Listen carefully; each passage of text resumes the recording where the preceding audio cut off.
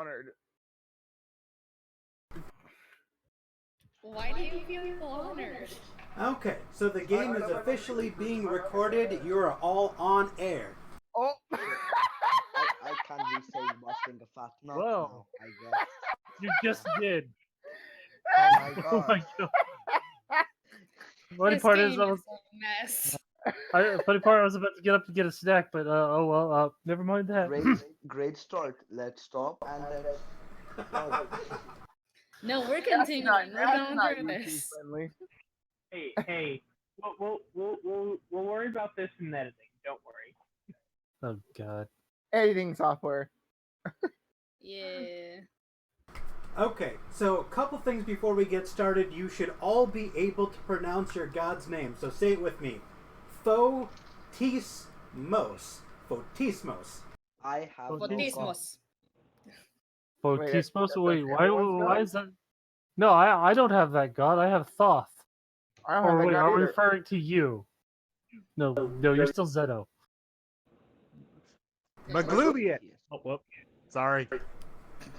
Alright, so worship of gods other than Photismos is illegal, punishable by death. You can secretly worship whoever you want so long as nobody fucking finds out. Which was something that he did post early on. So, Yeah, I know. This is awkward. So, people will ask you, who is the one true God? And you respond in unison.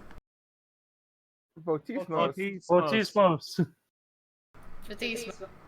It'll People get are better. gonna come and ask me that question. Damn. Yeah, we'll work on it. It's an Italian word, so if you want bonus points, pronounce it with an Italian accent. But that's not the point. Photismos. There you go. Please, Moth. Photis.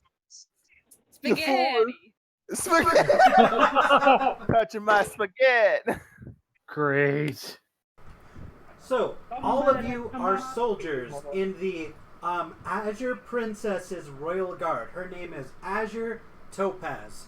So if you forget her name, or you forget how to pronounce your god, the other guards are going to be looking at you suspiciously and slowly reaching for their swords. You see that? As your Put their topaz. names like in general or something You don't- because I'm autistic. I'm gonna fucking. You're gonna have to fucking send me. Yeah, I'm gonna end up making us all get killed, by the way, because It's I'm the not worst gonna time to pronounce lose their your names pen. right. I lost my pen. So, you are all soldiers in the Royal Guard, Azure Topaz's Royal Guard, and you are publicly supposed to be beacons of peace and prosperity. You are on a peacekeeping mission. You can be as evil as you want as long as nobody finds out. Oh, you shouldn't have said that, senpai. So, if you want to murder someone for 50 gold pieces, no one better find out. Hey, 50 it's gold. so selfish if no one left to live and tell about it. Well, if he's dead, So he can I, can't Mass Genocide, rat this us. is our kingdom. I mean, I'm lawful good trash, but My you expect kingdom- me. my kingdom I or will be legion. holding everyone to a T. My banner. So, you can, within within Azure Land, the kingdom that you were in, the princess can maybe, pardon you for some minor crimes. But as soon as you are in the kingdom of the Mothfolk, y'all are on your own. So, you can take a look at the Mothfolk campaign to familiarize yourself with the, I have a map, I have what everybody's banners looks like, and I have a beautiful gift, and I have a bestiary that all of you have in your inventory. So you can check out the bestiary at any time to familiarize yourself with the various folk, the one true god, and a couple of monsters and legends. I have one question for you, Zeno. Is there any kind of greeting or just nice words that people in the faith of Photismos generally say to each other? Anything like that? Moth girls have boobs. Great. Like that. Stop, fellow worshipper. There are two greetings that you will hear a lot. The first is good day, which is in reference to the spear of Photismos, which gets more powerful the more polite you are. You literally kill them with kindness. The second greeting is, if anyone is suspicious that you're some sort of outsider, shapeshifter, spy, whatever, they will say, "Who is the one true God?" And you are to respond, "Photismos," and if you hesitate or mispronounce it, they will immediately not trust you. It's a common thing to say to check for spies, and also just a greeting. Alright. Cool. And that is true in both the elf and moth kingdoms. Joy. There's a kraken moth. Are you serious? Yep. So, water is dangerous. Very, very dangerous. You are all familiar with two of the biggest legends. Allegedly, according to lore, inside the big-ass lake, swimming amongst the ravenous, ship-destroying piranhas, is a lost aboleth who became trapped in the lake and can't get out and is allegedly slumbering. And no one dares sail across the open lake because they're all afraid of waking it up and getting murderified. Fine.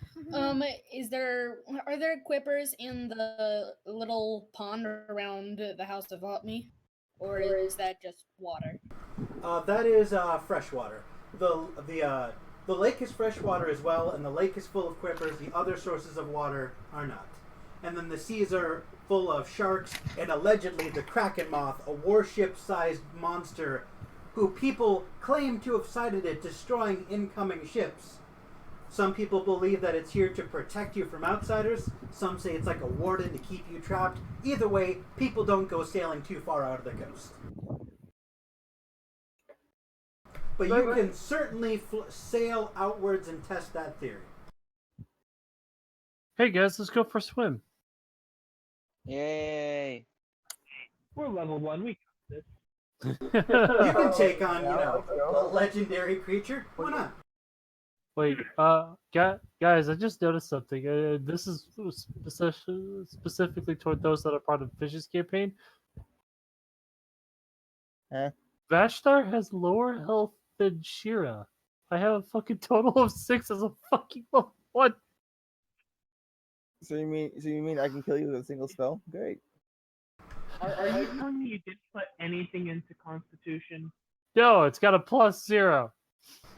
The last thing I want to mention before we get started is all of you who are goblinoids, I think we have a bugbear and 2 hobgoblins, people are super racist against you. Like, there was a standing order to murder your kin on sight up until about 10 years ago. God Great. Fucking god damn it. So, We'll take that as a challenge. Won't expect anything less. I read it and you heard my. Nope. I have rustic hospitality, bitch. Doesn't Uh-huh. matter. pretty much the only reason people don't spit on you in the streets is because you all carry the badge of the Royal Guard. You keep it on your person. It is in your inventory. It is your spellcasting focus if you need one. It is basically the don't fuck with me shield. Yeah, with Gorund, the axe doesn't help either. But I'm a folk hero. I'm good. Eat some faces. So, you are all scheduled to be at the castle in about 15 minutes. We're going to go alphabetical order. You're going to describe what you're doing, what you look like, and that sort of thing. So, starting with Gizrael Derigold. What is your character doing 15 minutes before you're supposed to be at the castle? He's probably getting his stuff together, his various trinkets of Tismos, and is booking it down. He is a white moth wearing just very over-the-top vestments with jewels all over the place, and is just booking it down. Now, you are relatively widely known because you are a Mothfolk in an elven kingdom. So, people are relatively okay with your existence. Because the war between the elves and the moth are coming to an end. But people still kind of look at you funny and, make awkward, slightly racist comments as they try to be, you know, as polite as possible, but they're a little over polite because they're nervous around you. So as you're walking through the city, people are walking up to you, going like, you know, hey, how's it going? Can I touch your hair? I'm in a bit of a hurry, but sure, why not? There's about 2 small elven boys who pat you on the head. And they go, "It's so fluffy." I give him a little, and I continue on my way. All right, Gorund the Hobgoblin. What is your character doing 15 minutes before you're supposed to be somewhere important? He is getting ready. He is sharpening his battle axe and oiling his armor. With that done, he checks the cut on his hand before donning his armor, and he's going to start going to basically answering his summons. You the cut on your hand is healing nicely and it's forming a nice scar. You haven't been in any serious conflicts lately, so you're feeling pretty good, and your hand does not hurt. As you walk into the town, people kind of murmur about you, but no one approaches you, except for one small boy who says, "Is it true that goblins are born of sludge?" He looks at the boy like he just insulted him, and goes, "Go away, boy, before you find out." The boy is going to immediately burst into tears and run away. He snorts and continues on. Alright, Gotizar, you are a bugbear. You are the largest of the goblinoids. What are you doing before you need to go to the castle? Well, really quickly, it's pronounced Gozar. Gozar? He is Silent yeah, T, got it. What is Gozar doing? he is already at the castle. He showed up half an hour early, so he wouldn't seem like someone that's just a horrible person, since everyone already thinks he is, considering he's a bugbear. And he is very, very clean. Here, his hair is in like dreads, because his fur is like different shades of brown and reds. And his armor that he has on is always extremely clean, white and gold with iconography of Batismos, and his battle axe and shield is always at the ready, but always on his back when not able to battle. So you are remarkably clean compared to the stereotype of the dirty bugbear, but despite you doing your best effort to make yourself presentable, people are still scared of you. Like, the servants rush out of your way, the other guards take a step back when you walk in the room. You hear murmurs like, "I hear he can rip a man's arms off with a flick of his wrist." I just sigh whenever I hear stuff like that, because he gets upset, but he won't try and show it. You have your path is completely unobstructed, so you're able to get to the dining hall first. Next we have Ivy, the wood elf. What is your character doing? Where are you? Okay, so okay, I'll describe it as a man currently, but when I start role playing, I'm gonna be a woman. So Ivy is. I'm gonna describe how she looks first. She is a wood elf. She's 5'7". She has braided red hair to her back, very long, and she just is wandering around, looking around, just enjoying life, being optimistic, and yeah, taking her time while she's going to the castle. So, with your generally optimistic point of view and the fact that you're an elf just like the other people, you have a very good reputation people are coming up to you, random people high-five you, a little girl even walks up to you and offers you a daisy. I put it in like my ear thing, like they do. You look absolutely adorable with a daisy in your ear. You are the last to get to the castle as people keep stopping you to talk to you. Vashtar, what is your character doing? All right. So my character is currently in the castle as well, in its library, browsing through the various lores and bestiaries, basically gathering up as much knowledge as he may need. He's wearing a cloak over his wizard robes, and he's got red eyes, red ruby eyes, and black hair that goes down past his shoulders. As he's reading a book with his left hand, he's using his right. What? Who broke the shower head? What Not the me. hell? I didn't break anything. Uh, Sorry.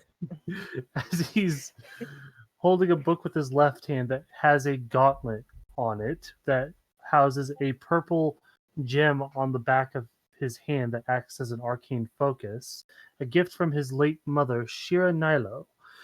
He is reading the book with his right hand, going through the pages, just gathering up as much knowledge as he can. He takes a look out the window to kind of get an idea of the time before closing up the book and getting up, going, I guess it's about time to go meet the princess. Being one of the bookish types and definitely one of the smarter people in this city, you can, very few people talk to you, and when they do, it's rather awkward. But a handful of fellow scholars such as yourselves occasionally walk up to you to discuss, hey, what do you think this passage in the Great Book of Photismos means? I'd really like your thoughts. And, people, you're flanked on both sides by scholars who are asking your opinions on completely irrelevant things.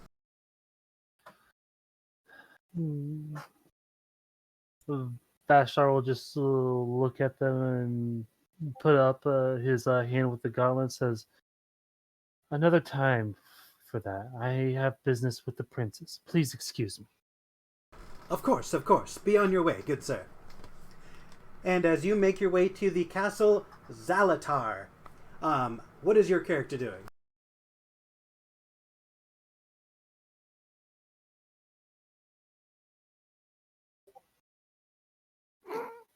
I'm here. There you go. What is your character doing, good sir? My character is most likely sipping on tea at the entrance of wherever he's needed to be at, as he's not a man who is late by any means. He's wearing Oriental type plate armor, and his hair is black, and it's very neatly cut, and has a a kind of like a fucking like Samurai Jack look to him. But he is indeed a a hobgoblin. So he's a very respectable one, as he basically judges people by their actions, not their words, and he basically doesn't disrespect anyone unless they disrespect him. So he's just like on his knees next to like a table or something, like sipping on tea. The majority of the people stay away from you on account of you being a hobgoblin, but there's one or two people in the crowd that really like your Oriental aesthetic. It is completely foreign to what everybody else is wearing. People here are fans of crushed velvet and lavender and long flowing robes and the most pretentious clothing. So your Oriental style kind of sticks out like a sore thumb. And you have two teenage fanboys who like to dress like you. They sew it out of random fabrics and try to mimic your style. I will allow it. I'll allow them to follow me and stuff. The two boys are currently getting whapped over the head by their mother like, you don't emulate hobgoblins! Get back inside! But Mom, I like his style. No, you don't. Whack! You're already a bad influence. So you all eventually are find yourselves walking towards the hallway to the dining room, and you kind of all sort of line up, and that's where you meet Pittance, your good friend and loyal hand of the queen, or hand of the princess, excuse me. What was what the name? was his name again? Pittance or Pittance? His name is Pittance. All right.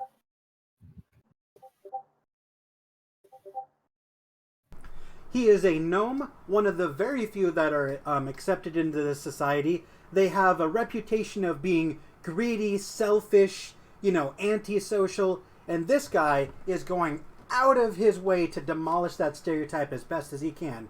He is abnormally prim and proper and serious, for basically no reason other than to get away from the negative stereotypes. And he is barefoot because the cobblers have refused to make him dress shoes just to spite him.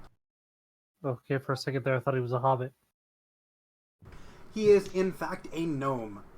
But but yes, him and his furry feet are walking beside you, and he says, "Good morrow, sirs." Good morrow.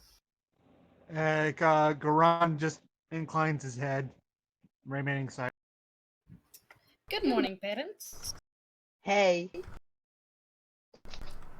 I have acquired a servant, a squire, if you will. She's waiting for you in the dining hall, along with copies of the bestiary, should some of you have forgotten them. Again, you know who you are.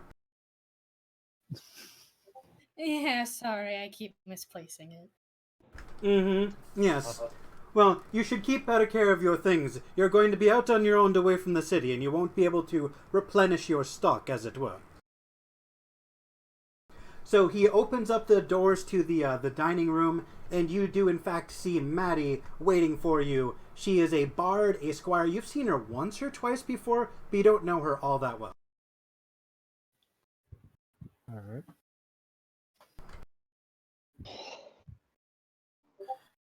Vastro's just. This is Madeline Cloudstrike, your new squire, sirs. Vastro's gonna look at her, going, "Do we really need a squire to accompany us?" Nobles such as yourselves can't be seen in public without a servant. What will the people think? Maybe they'll think of us as decent men who don't need a servant.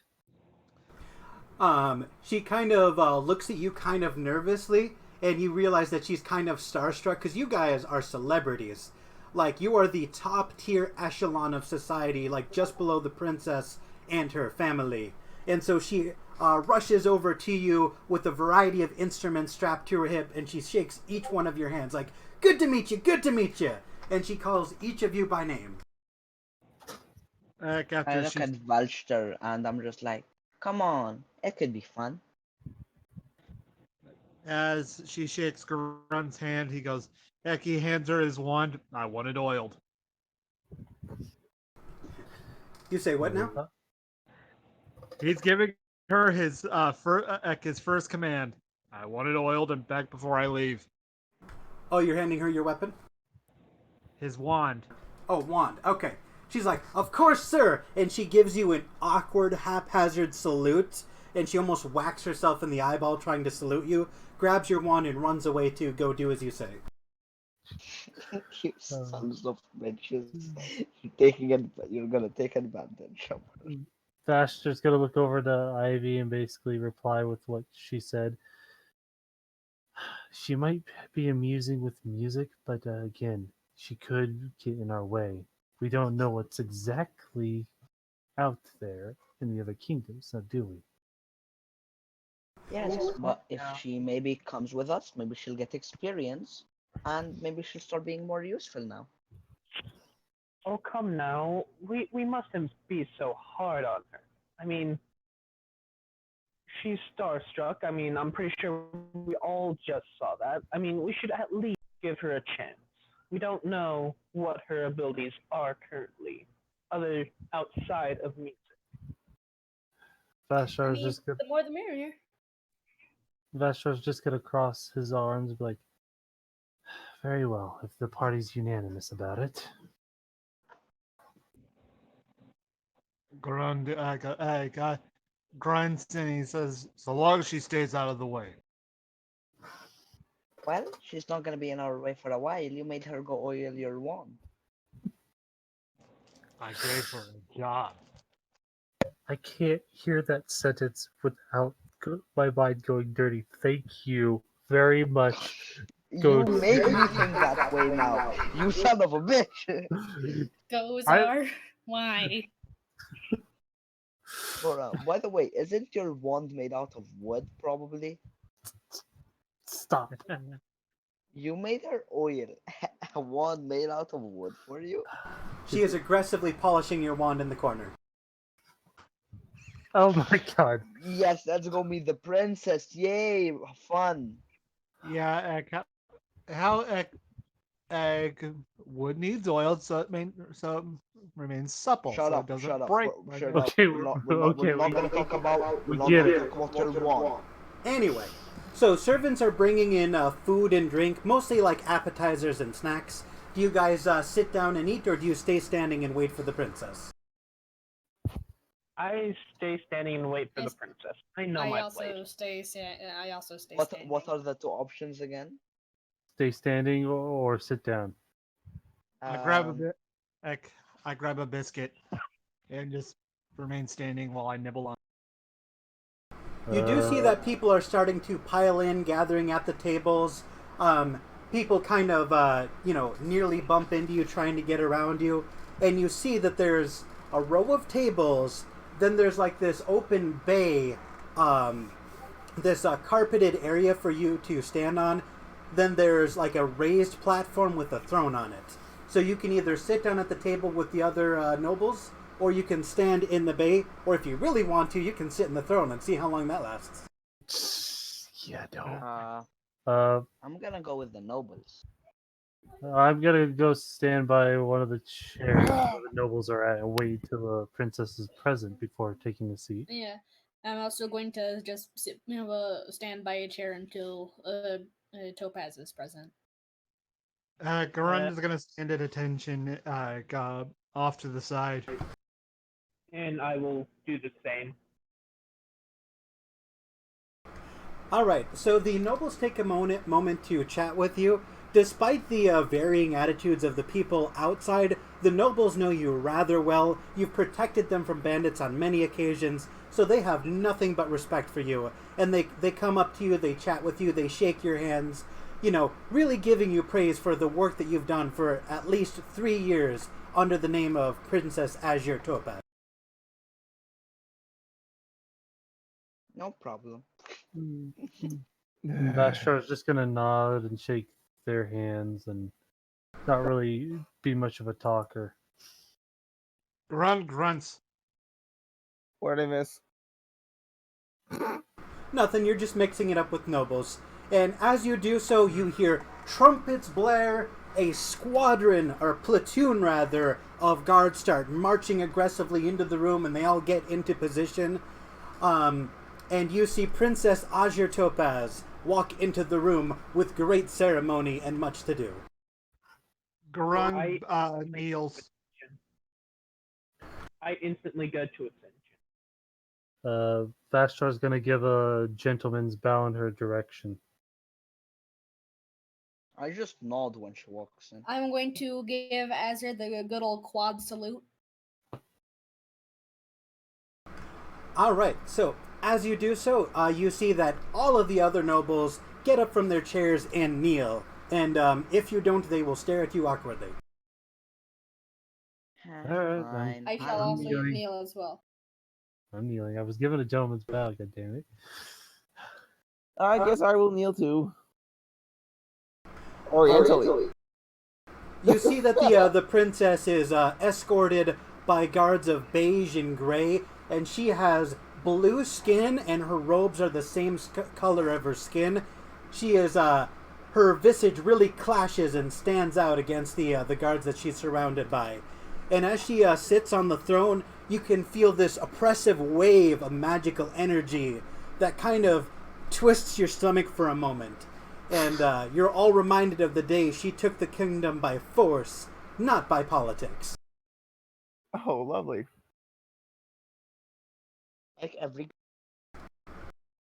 Like Stalin. You see Pittance walk in front of her, turn to you and say, "Introducing Her Majesty, Princess Azure Topaz, uncontested leader of the Topaz clan."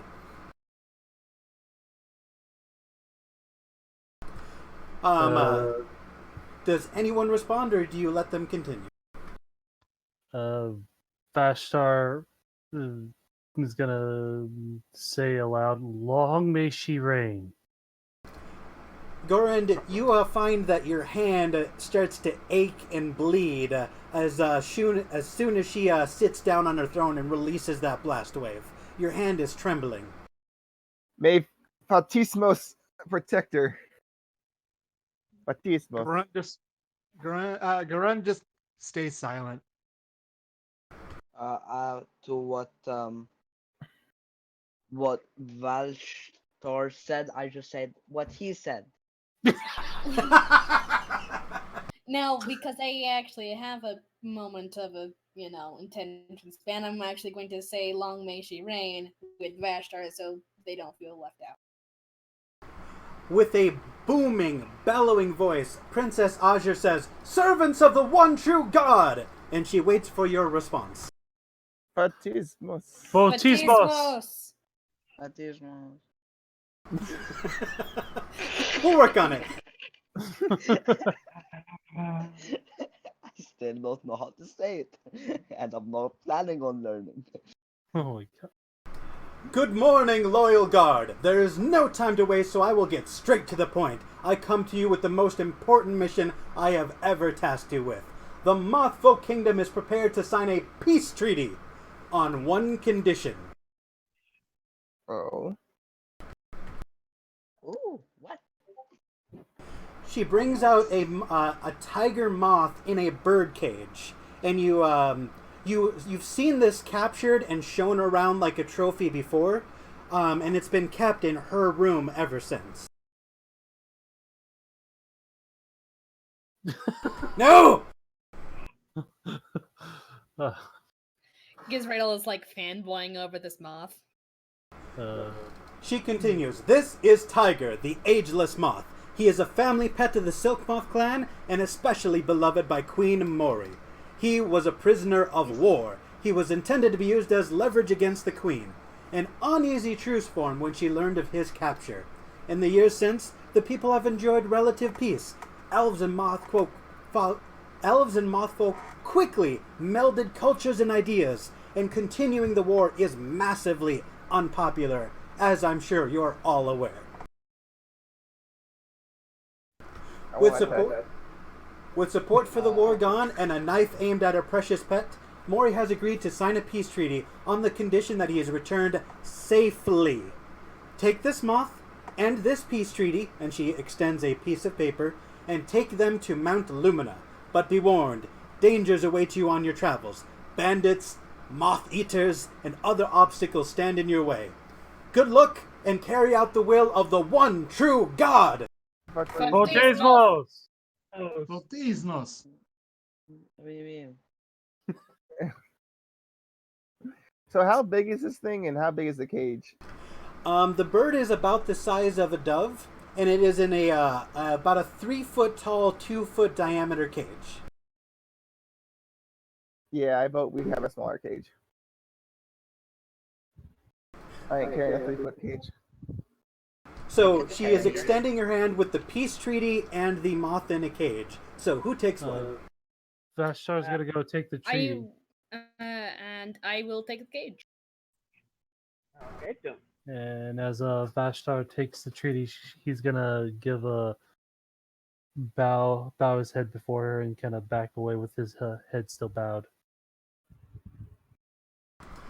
So the Princess Azure dismisses everyone. You're now allowed to stand and mosey around at your will. Everyone is being served food and drinks, so you can stay and drink. You can go to the general store and purchase some goods, or you can head directly out on your quest and begin the adventure proper. Why not all of them? So, Wait, just to make sure, we can do all of them, right? If you want to stick around, you can eat. You certainly can. If you want to go to the general store, you certainly can. Or if you'd rather, you can. Socializing time. All right. Vashtar's gonna just tuck the treaty in his cloak, and he's gonna head out to the general store to see if there's any book of spells. That way he can actually add to his own spell book. Ivy is gonna go around talking to the rich nobles.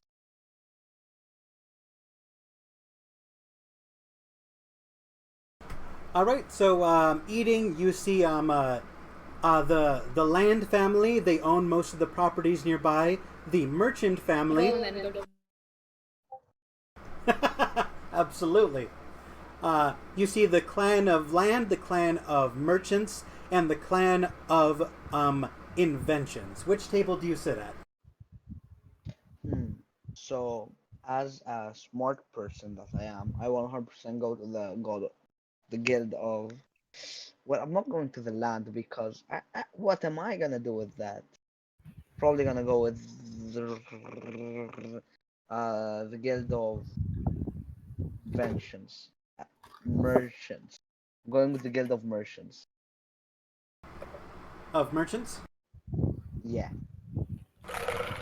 The Guild of Merchants are in the finest clothes, second only to the princess herself, with golden fabric threaded through crushed velvet robes. They're all sipping tea with the pinky sitting out, speaking in this really prissy, annoying accent, and making fun of the commoners. I go to them and I'm just like, love your clothes. You look quite fabulous. To the main woman of the group. The main woman of the group is this gigantically overweight elven woman with really, really large ears that have about 10 piercings each. And as she lets out this low, bellicose, roaring laugh, the motion of her belly rattles the table and all the plates on it. You can see that everybody at the table is like forcing them to laugh at a very unfunny joke that she just made. I would like to raid the various tables for like munchies and stuff, and then get ready to go by the gate. Did you say you're gonna raid for monkeys? Munchies. No, for munchies. Snacks on request. Oh, okay. Yes, there is plenty of food at the clan of Land has breadsticks, honeyed foods, mostly desserts. They're all big fat landowners with a lot of pastries and grainy type goods. The merchants have all of the meat, like full racks of lamb, an entire roasted boar, turkey legs the size of someone's head. And at the inventors table, it's mostly just snacks, like beef jerky, some really thin breadsticks, wafers, they're all very skinny and they're barely even eating. They're mostly just chatting. Well, since I don't want this food to go to the waste, I'll raid the inventors table for some munchies along the quest. They have a lot of dry and preserved goods, dried fruits, preserved crackers and stuff like that, things that rarely expire. And they don't even acknowledge you as they arrive. They're like, no, that's not how it works. The transforming cube works like this. And you see him pull out a Rubik's Cube and start solving in front of the others. They're like, bizarre, how does it work?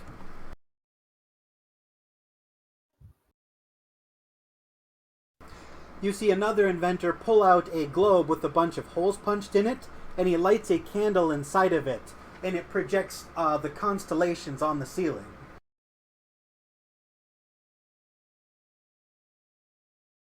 I'm just gonna like give a little clap to each of the inventions as I steal the food and then get ready by the gate or whatever of the city. Getting ready for my fellow adventurers. Alright, you're able to easily gather 3 rations worth of food from the table. They don't even acknowledge you as you take it, but they do acknowledge your applause because they think they deserve it. And you head outside. How about Gorand? What are you doing? He's gonna go to the merchant's table. He's gonna grab a turkey leg, and he's gonna just walk while eating it as he grabs his wand and goes to the threshold. Goes to the threshold of the castle, ready to go. A single of those turkey legs is 3 days worth of food. It is slathered in barbecue sauce. It is sloppy. It is dripping everywhere. You have to take a plate or put it in some sort of package. Otherwise, it's going to leave a trail of sauce everywhere you go. He is polite, so he's gonna grab a plate. All right, Gozar, what is your character doing?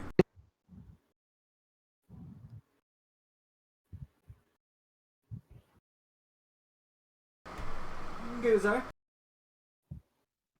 Gozar the Gozerian. Bugbear. I was muted, and I thought I was talking, but no one could hear me. This is fine. Gozar, after standing awkwardly for about a minute, will like go to each table and like chat with some of the people, spending like 5 minutes each with them. You know, being extremely polite but very awkward.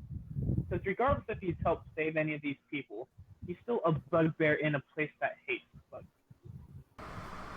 The nobles know you well, and they are familiar with their deeds, so they treat you with respect. The clan of land is discussing politics and like how to micromanage the various welfare services that they're debating whether or not they want to provide. They're like, no. If you give the people basic living expenses, they'll have the time, money, and energy to pursue greater feats. Like, no. They should work for what they get. And they're bickering back and forth between how to manage the money. Like all nobles do.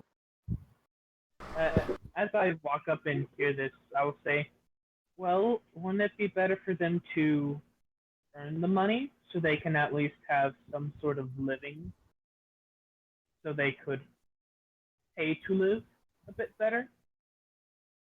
I didn't quite hear you. Are you voting for the welfare state or the work for what you're worth state?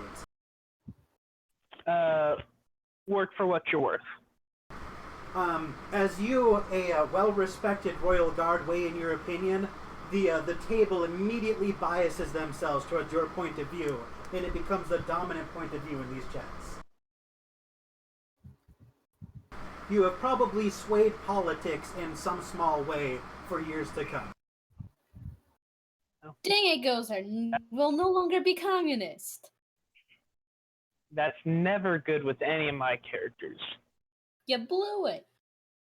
Man, we were about to start the communist revolution again. You come here to ruin it for the rest of us. Disgusting behavior. Alright, how about Ivy? Are you going to chat with any of the nobles? Well, I'm gonna. You said the last thing you said about the fat lady that she was. She just said a shitty joke, right? Oh, it was the worst. It was, I dare not repeat it for how offensive and stupid it was. Well, I just. You're very funny, but I don't think you meant it. Is that sass I hear, boy? She says as she plucks out a hair from her mustache. Not at all. I just think that the joke was very funny. Of course it was. I'm the funniest person in the world. She says in a low, masculine voice, her belly rumbling the table. Oh, you didn't let me finish. It was so funny in the contest. It was so horrendous. People laughed at how bad it. You can tell she's getting irritated with you, and if you were literally anyone else, she'd be having you tied up and whipped. But instead, she's gonna grit your teeth because you're a well-respected royal guardsman. I'm sorry. Oh dear God! Cannon. What the? Okay, so I'm sorry if I irritated you. I just wanted to tell you my opinion. That doesn't mean you should stop saying jokes. You're very good at them. She's just gonna, grumble and wave you away. I go to one of the guys that was forced laughing, and I'm just like, man, if she wasn't one of the most important ones here, I'm pretty sure you would be fucking killing her right now. He is going to put his hand over his face so she doesn't see him laughing because he doesn't want to be executed. As Ivy is just gonna take some just eat from the plate in front of the woman and just leave. No one is going to stop you from grabbing a plate of food. The food is for all. Vashtar, what is your character? No. You didn't let me. I specified. I take a food from in front of the lady's plate. Do you want to die? We can end this campaign today. You will die in 5 seconds.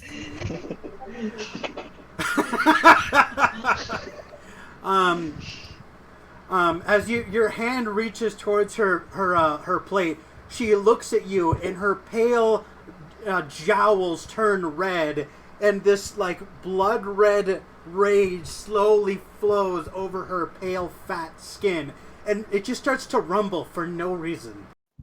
I change my hand direction to her shoulder, and I'm just like, "You have a good taste in food," and I leave. She's like, "Of course I do. I have the best palate in the world." And she continues, talking and making god-awful obnoxious jokes. And that's when I said... I had two pennies. That's... Yup. Good God.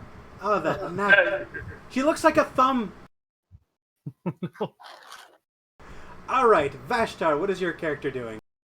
Oh yeah, I had already left. I was going to the general store to see if there would be any books of spells so I can add a spell to my spell book. I'm gonna see if Zalatar wants to do anything in the main hall before we move over to the general store. Zalatar, is your character doing anything? Ivy's gonna head there as well, just so you know. Okay.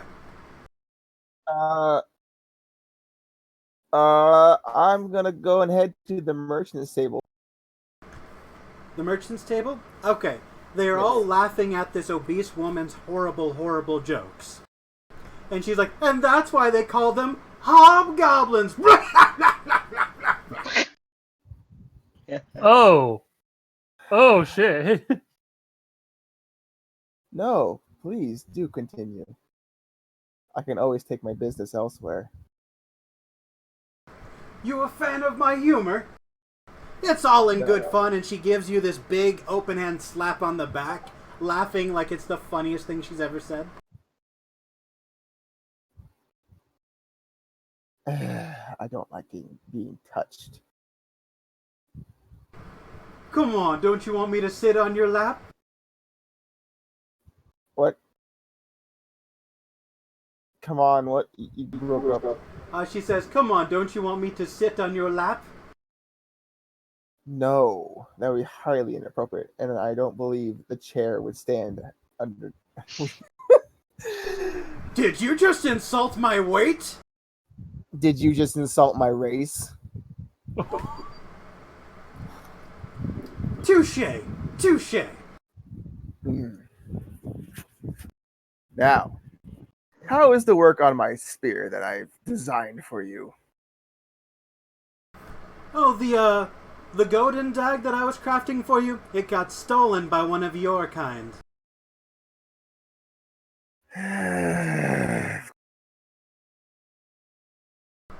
You know, some, such as yourself, are good people, but I'm glad you don't associate with your kin any longer.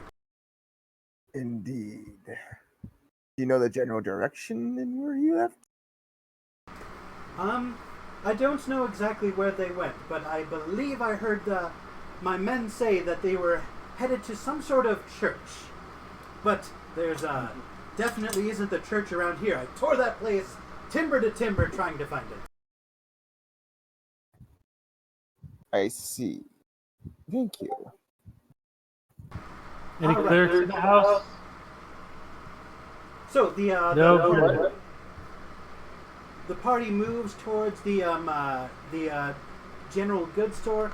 I will post their inventory. While I do, you are very familiar with No Name and No Name's general store. He is a small, skinny elven man with his lips sewn shut. He does not speak. He just kind of gestures and points. Jesus. Do we know why his lips are sewed shut? He failed to say Photismos when he was asked who the one true god was. And they're like, if you don't want to speak, then we won't make you. And they sewed his lips shut. Photismos.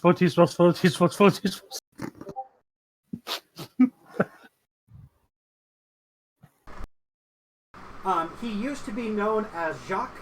He now no longer has a name. He lost that right. Wow. Alright, I have posted the goods. It should load. If it doesn't, I can always copy paste it. I'm in. I sent you something, DM.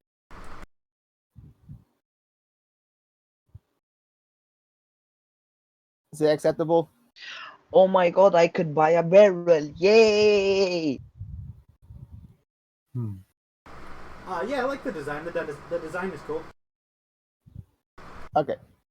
Where's Basically, Now, each of you have 50 gold pieces on your person. Most of this Oh, stuff is... damn. Okay, We have so I don't Yeah. see the guy or the gal having studded leather, so can I just ask for it? Jesus. let me look up the cost of studded leather really quick. 45 GP. Yes, I will assume that they have common items in the back. So yes, you can have that. Excuse me. I was wondering, could maybe you like give me studded leather armor, please?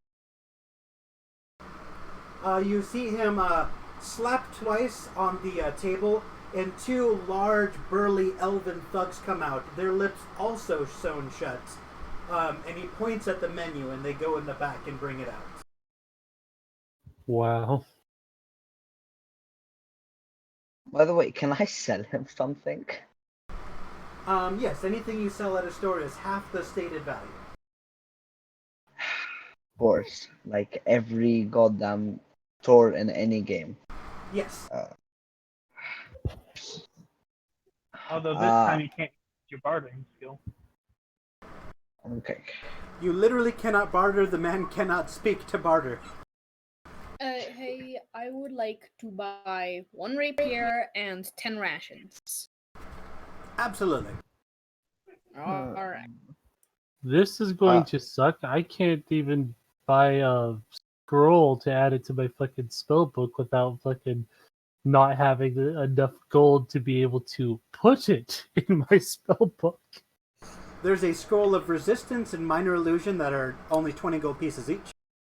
I need 50 gold in order to add it to my spell book. Don't worry, there will be money-making opportunities along the way. Oh, That's boy. a foil. By the way, I Oh, put it's my old chainmail armor, which is since I'm not gonna use that, and I wait for him to get me the studded leather. All right, he hands you a piece of studded leather, and you see that this leather doesn't have the purple and gold style of your elves. Instead, it's got like earthen tones, and it's covered in scratches. Very nice. It could fit well while I'm adventuring. As a smile. I am will- good. Sorry, Go ahead. continue. Go ahead. Oh wait. I will awkwardly walk up and I'll say, sir, may I please have that mole that you have? He will nod his head and go, and he will order his thugs to go get it. And I will hand over the mole. Alright, it is only 10 gold pieces, and it is yours. How much does he give me for the chainmail? So are you selling That's- chainmail? Yeah, because it says it's 75, so I want to know the half of it. Math. One moment. 37 gold pieces and 5 silver pieces. Well, this fucking sucks. So it doesn't look like you can actually get add any of those scrolls to my spell book because they're not on the list other than Ice Knife, and that's out of my price range. I mean, I'd be happy to give you 20 gold, my 20 gold, if you want to add like a cantrip to your book. We can't add cantrips to our book, can we? Well, as far as I know, you're only allowed the certain limit of cantrips. You can add spells of certain levels if you have the access to that level. It's also safe to assume that books on cantrips would be readily available at the public library, so there's no reason you wouldn't have access to all of them. Yeah. Son of a bitch. So, what else is there that I could probably go for?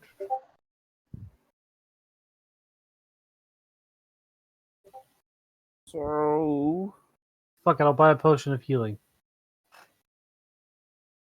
If you want some money, I just made some good amount. I need 120 for just a fucking ice knife. Nah, I'm not that rich. Yeah, neither am I. So I'm taking a potion. So Vashtar's gonna walk over and basically look at a no name and say, 1 potion, please. Alright. Subtract the gold and add it to your inventory. Is there anything else anyone wants to buy? I am going to buy the closest long sword that resembles to a katana. There is actually a wide variety of long swords. Each one worth only they only cost 15 gold pieces, but you've got ones with serrated edges, one with curves. One of them has a and there are 2 that you would classify as a katana. One of them has a classic look. The other one has a wooden, like a solid monocolor staff that it is hidden in. It looks like a walking stick. I won't take the walk. Well, actually, no, I'll take the walking stick one. Add a long sword in your inventory, and have it katana disguised as walking stick. Okay, and I would like to buy a week's worth of rations. Absolutely.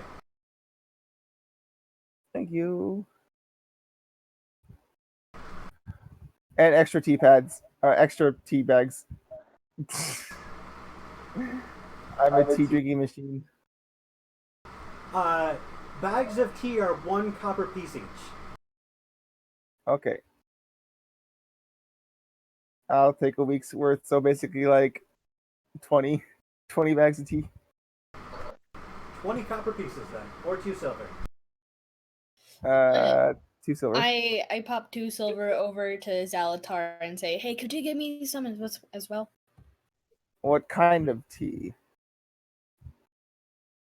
And just herbal tea. They have herbal tea, classic green tea, white tea, and then they have snake venom tea. Yeah, the last one seems a reasonable thing. Snake venom tea, you are aware, is very, very bitter. Like, it almost tastes like it should be poisonous, but it has got a ton of caffeine. It doesn't give you a mechanical benefit, but it makes you much more, like, alert and peppy.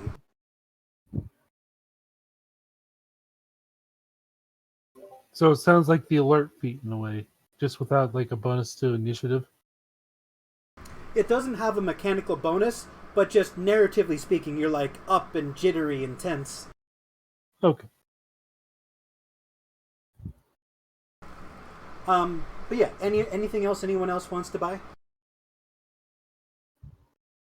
How do I change the name of the longsword? I'm just I was gonna check where the squire is. You see your squire got distracted and a little bit lost, and is just now running around the corner. Like, I found you! You didn't tell me where you were going! You guys are jerks! Goran just stares at her. It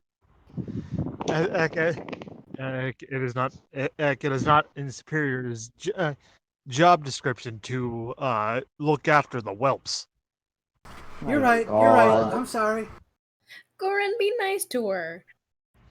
Vashtar's just gonna put a shoulder on Maddie and basically say, "Look, I'm still against you coming along, but as long as you're able to keep up and pull your weight, I won't object to you coming." I won't let you down, sir. And she salutes herself into the eye. At ease. I go to her and I'm just like, look, it's fine. They're gonna be a bit harsh on you, but I have trust in you. So don't worry. That means so much coming from you. Goran holds out his hand, wanting his wand back. Here's your wand, sir, stiff and polished. Damn it! Man, you really oiled his wand very good. Of course I did. Anything for my lord. Moving on!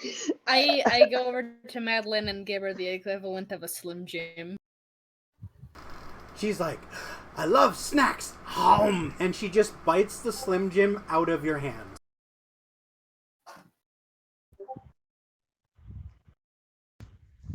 Goran puts the wand away before saying to the merchant, "I would like a whetstone, and some oil for my armor." The merchant says, "This one's on the house," and he will hand you a whetstone and oil for free. Keep doing the princess's work, good sirs. May Fortissimos bless you. Wait. He can talk? No Name can talk? Oh shit, I completely He points to signs with that written on it. You see he's got like a bookshelf full of scrolls of paper, and he pulls one out that says, "Thank you." He pulls one out and says, "This one's on the house." And then he pulls one out that says, "Fortissimos bless you." Fortissimos. Oh god. You can hear him mumble and struggle to speak between the threads wrapped around his mouth, and it's like he's trying to thank you, but he cannot.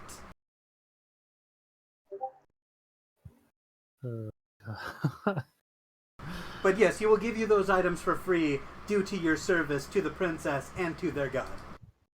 For us being such badasses, basically. Yes. Alright. Vashtar's ready to head on out. Alright, so now we begin the mission proper. This is Chapter 1, Trek to the Mothfolk Kingdom. That's what my armor looks like, but apparently I got my spear stolen. Great. Wonderful.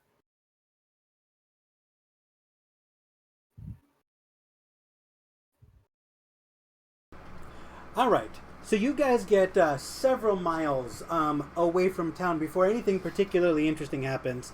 It was morning. It's now high noon. It is very, very hot. The sun is beating down your armor. It's like the inside of a car inside of your armor. Mine's light armor. I can breathe. I bet Grun does Gordon. not flinch. Yeah, Israel gets out like a little sun hand, puts it on. Vashtar has his hood up as he's just reading a book as they're walking. Gozar is at the front, ready for anything to happen, and he is not worrying about this beating sun on him. All right, as you guys are outside of the city's limits and deep into the forest, you finally find some shade beneath the trees, which is where you see someone come out of the woods. Oh. Oh, Oh my. You see a Mothfolk woman dressed like a barbarian and a raider, and typically people wearing these clothes are hostile thieves, but she appears fairly pleasant, and she holds out her bottom two hands and waves at you with her top two hands, and she says, "Good sirs, noble knights, could you spare some food for little old me?" And she winks at you. I I'm making mean, a check on her. I do Absolutely. have a week's worth of. Vashtar is just gonna stay back and be very suspicious and kind of put a hand in front of Maddie to not even move toward her. Okay, that's her, I right? give a big smile and I pull out like a few crackers, some more Slim Jims, and like a piece of cheese and give it to her. I'm just gonna put both hands on my walking stick. Grun's gonna pull out his axe and going, going, state your name. As she runs over to get to the food, a very hungry look in her no. eyes, she stops in like mid-step and stumbles backwards. And she goes, "My name is Sete." Is what? Set what? Sete? Sete. That was close. Grun just stares at her. You don't hunt and catch your food on your own? Well, normally I do, but I got separated from my friends. For some reason, they dumped me. I don't know why. They say I talk too much. Do you think I talk too much? I mean, I think I'm particularly swell. What do you think? Oh, He just Lord. I stands think there. you talk the great Yeah. amount You're just for how you great. look. Who's the one true god, by the way? Fotismos, she says without hesitation. Mm. Like, I Grun still just don't trust her. stands there going, you do talk too much. You're Wasted so that. mean! And you see that she does have a large maul on her back, but it is strapped and wrapped and not ready for deployment. It looks like it's prepared for travel. My friends can be quite mean sometimes. Here you go. Mean. One who talks too much gives away gives away positions. She is going to run over and grab the food and start piling it in her face ravenously, and then she's going to offer to give you a kiss on the cheek. I blush and go, but I don't think so. We have some important stuff to do right now. Grun stops her when she tries to kiss him. Going, you'll work for that food. She's going to look at you with the saddest, most pleadingest puppy dog eyes you've ever seen and starts to whimper. Don't you, Eki? He just stares back at her with zero humor. Vashtar steps up, going, "Enough." So, I gave her food that I paid with my own money, guys. Let's just continue. But Vashtar's gonna walk over to Sete. Go. You say you're out here with your comrades. Do you happen to know what direction they went in? I don't know what direction the sun points. I am lost. Yeah, you're as smart as you look. The Vastar's gonna be like, you think you can find your way to the nearest town? Of course I can. If you walk long enough in a direction, you'll end up somewhere. Yay, I love her as an NPC. Can we keep her? That's not gonna give a Vastar a whole lot of confidence hearing that. So she's just gonna go, look. After, goddamn, now I gotta figure Gizrael, right? That's it. Yeah, that's my All name. right. I wanted to make sure I was pronouncing it right. After Gizrael fed you, I'd feel guilty just leaving you out here. So, if you're able to keep up and pull your own weight, you can come along with us until you can find your comrade. She goes, yay! And she grabs your hands forcefully and starts jumping up and down, and she tries to kiss you on the cheek. Vashtar kind of like pulls away, putting up a hand in her mouth, going, however, take one step out of line, and I will not hesitate to strike you down with magic. Are we clear? So mean. I whispered to her, and I'm just like, "Don't worry, he's just talking like that. You'll be fine with me." Cool. Where are we going? Somewhere. Moth Kingdom. Yeah, I pull out a little map. Where is the place that we're going to? Yes, this is a decent time to pull out the map. I will pull it up myself. Ooh, the map. So it should be the first link in the Mothfolk campaign chat. Yeah. So we started at Azureland. Now, what path are we heading down to, and what is our destination? So you were given instructions to head northwest, taking the northernmost path. Now, the direct path is to go to the large town of Payway, which is the next place you can fuel up. But there are plenty of other places you can visit on your trip. Or, if you like, you can go down south to the large town of Kada, famous for their carts, carriages, wagons, and other, vehicles. So there's plenty of exploration you can do, and you can even, if you want to, take the entire southern route to Mt Lumina, but you were instructed to take the northern route. Well, someone said that at the church there was a special weapon for Zelatar, right? Mm-hmm. Rumor has it that the goblinoids stole the Godendag and were last heard mentioning a church. All right, Talking so goblinoids. I'm thinking we will go from Azureland to northwest over to the Church of Light, and then go to Payway and drop off the female of Sete.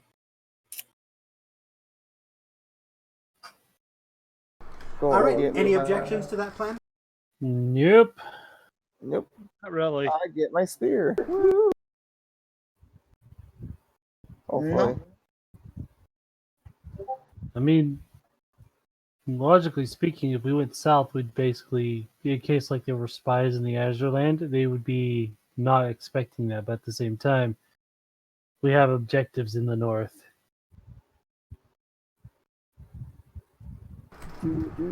All right, so the party heads south on the northernmost pathway, and it is a long, several-mile walk, and the sun is starting to set now. It's now just cresting into afternoon, and you see the sun starting to dive over the horizon.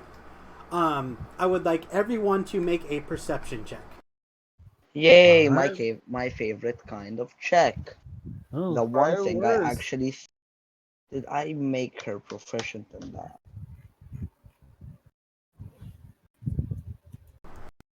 That's Inigo, god damn it. I thought I rolled good. of course. My streak of poor rolls continues. Sheesh. Woo! 13. What is even per 7 John? Yeah, not so bad at least. All right, this is a pretty difficult check. Did anybody get a 20? Indigo did, but he's not part of this fucking. Can we count another character I made? Can we just say he came out of the woods? Just be like, guys, watch out, and just left. God damn it! Can you update your character sheet, please? He did. But yeah, none of us succeeded the check. Bro, come on. You know my Inigo idea. did, but Inigo isn't in this fucking party. Yeah, Inigo could just look. Hear me out. Inigo could just be following us. Be like, guys, you clearly didn't see me with your shitty perception. But you know what I saw? This huge thing that the DM was about to describe, but none of you saw it. No So problem. he's gonna And he break the leaves. fourth wall. Exactly. Exactly. Ugh. Okay, so what were your checks? Because that does matter, the specific number. 11, 5, 14, 6, and 11. Nope, none of you see anything. So, you are all ambushed, and the enemy gets a surprise round. Shit. Fun. They got That's a fantastic. 20 I mean, mine was 13. stealth. Mine was 13. Wait, I'm pretty sure since I'm in the jungle and it's my favorite terrain, I shouldn't be surprised if I'm right. Let me look. Yeah, if you have some sort of feat that stops you from being surprised, now is the time to do so. Also, Zalatar, did you roll? I rolled. It's a 13. Okay. Oh, Why did you roll that way? Cause, We have Ivory. but I think I still have Zamis and Alvari. So change it. I don't you know can have how. multiple people in Okay. Avery, bro. Okay, so I should have been doubled. So I should have had a 14, but that doesn't make a difference. It does. Not sure if it's doubled or advantage, so I'll just Well, be for with what? what I think. The ranger? Well, if you have Naturally- advantage, then Naturally, roll it's again. roller. I'll just roll again. I'm not. See. Alright. So, And are you in your favorite terrain at all, or no? yeah, we are in our favorite terrain because we're in a forest, right? Yeah, it still messes. But Well, you we're can't in a be forest. ambushed. Like literally, I- you are Yeah, always I aware. know that's a thing, but I'm trying to check where it is. Okay. Class features. I just looked up, honestly, I'm too lazy. Ambush. And there. Say. Terrain.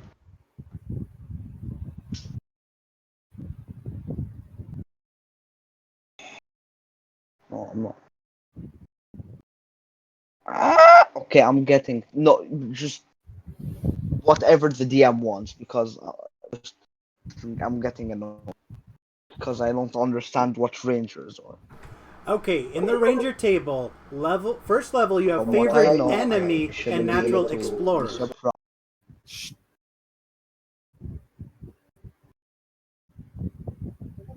So, when you're in your What did terrain, you say? Because I was lagging.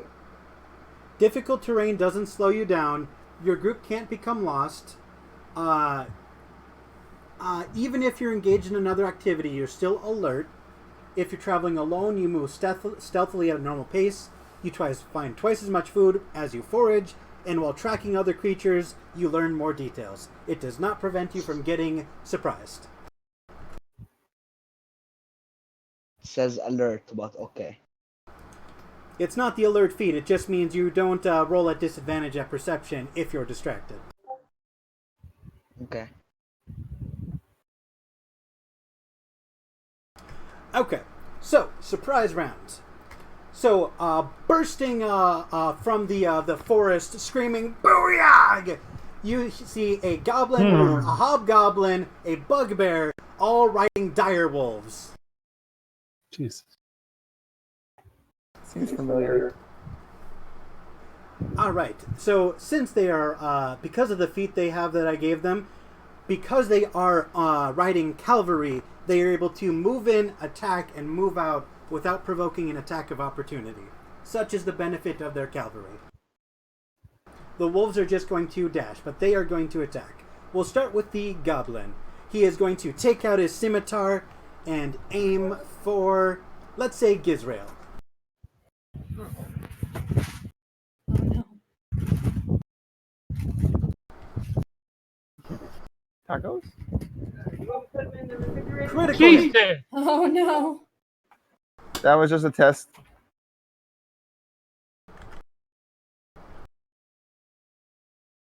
Wait, actually. Yeah, that would down me. Roll to attack with disadvantage, please. I'm using Warding Flare as a reaction. Warding Flare. I've never heard of that. Let me check your character sheet really quick. I'm a light cleric. Oh yeah, I know that ability very well. It is a reaction move, and it basically the cleric has to hold out their holy symbol, and it makes a burst of light to blind the enemy, causing disadvantage to their attack. Okay, yeah, I see that. Okay, one moment.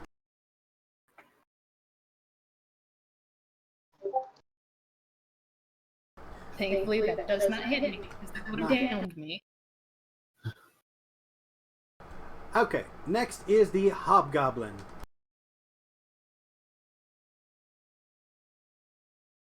Alright, and the hobgoblin is riding alongside the goblin within 5 feet, so he's going to use his martial advantage to do extra damage if his longsword hits. Jesus. And he You is really want to going kill after- us, right? Nah. Goran. You clearly forgot we're level 1. Yeah. Oh. 5. He misses completely. Yeah, he just flicks it off, flicks the blade away with his shield. Alright, and the bugbear comes swinging by on his very large, very angry direwolf. If a bugbear surprises a creature when it hits with an attack in the first round of combat, you take extra damage. So he's got his Morning Star, he is charging, and he's going to swing for the fences. He's going to swing against Gotazar.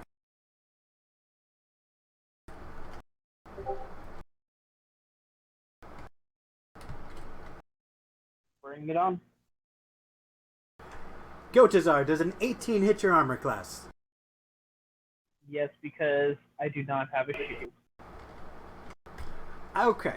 2d8 plus 2 plus 2d6 from the surprise attack.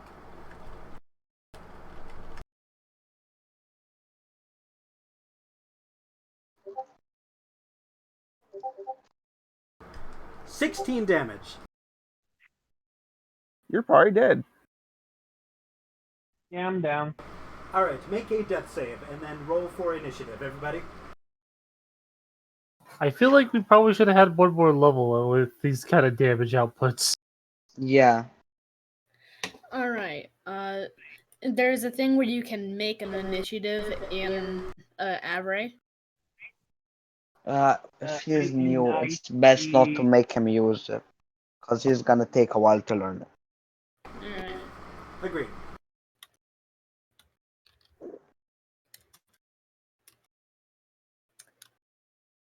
Alright, since 2 of the 3 have plus 2 to dexterity, I'll roll their initiative once with the plus 2.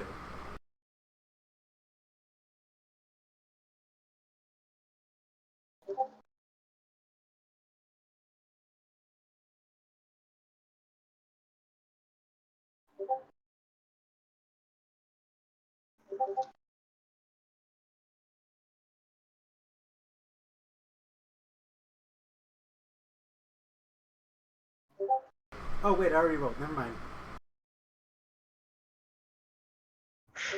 What's my favorite enemy? I'm a genius.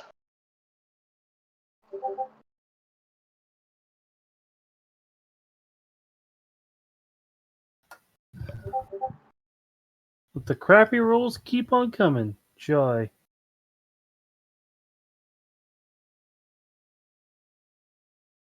Guess who just discovered what their favorite enemy is, but they forgot it's goblins. And goblins means every goblinoid creature, so yeah.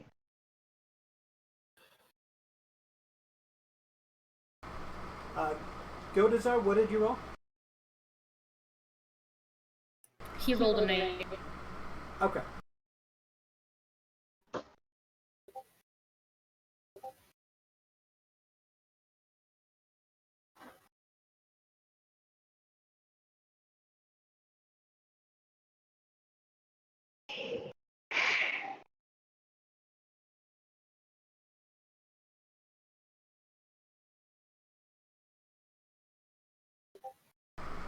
All right, and then I have to roll for the NPCs.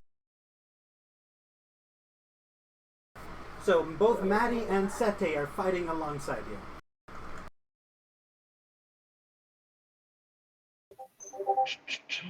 Thank God we took them.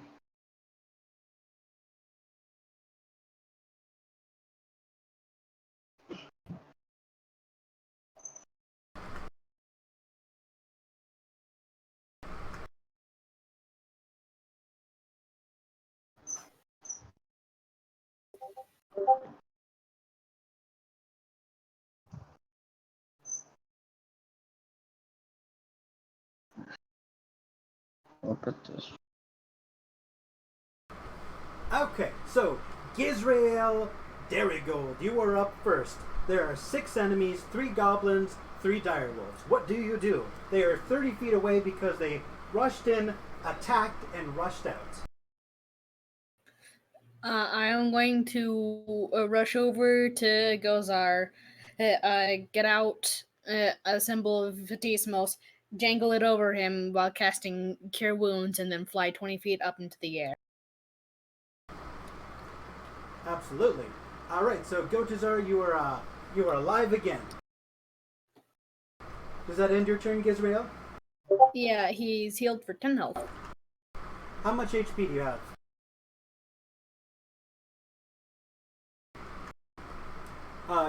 Gozar, how much HP do you have?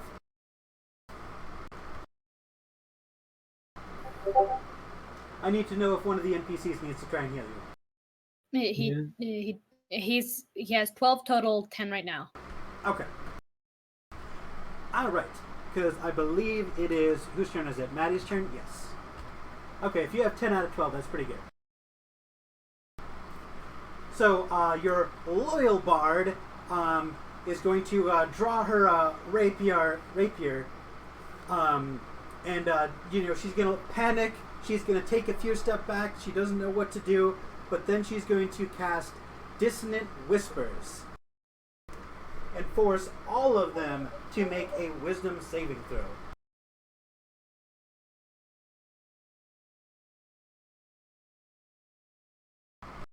I'm going to roll once for the lot of them because that's too many rollers.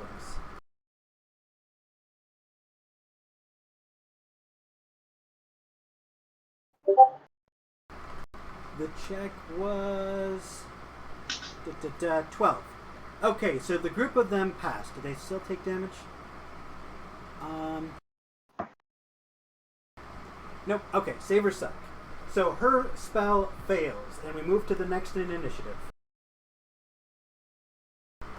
Ivy, it is your turn. Okay. How far away did you say they were? They moved 30 feet away from the party. They crashed in, attacked, and ran away. Okay, so no need to get close. So I get. Actually, no, I don't even. Or just attack with the longbow. Yeah, that probably misses. And yeah, All right, so Yeah, and my turn. Oh yeah, an 11 misses all of them. Okay. You end your turn? Yeah. Wonderful. It is now Sete's turn. Let's see what the NPC can do. She doesn't have any spells. She only knows how to hit heavy things. So she's going to take a bonus action to unsheath her maul and unwrap it, and then she is going to charge in and try to hit the biggest, ugliest one, the bugbear, whose fur is matted and dirty and muddy.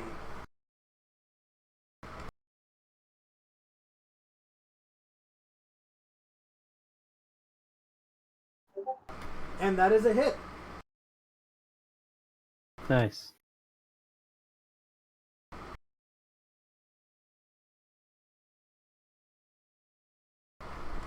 She deals 10 damage as she smacks the bugbear across the face with the maul. You see the bugbear stumble backwards, teeth and blood spill out of its face. It looks like that was a substantial wound.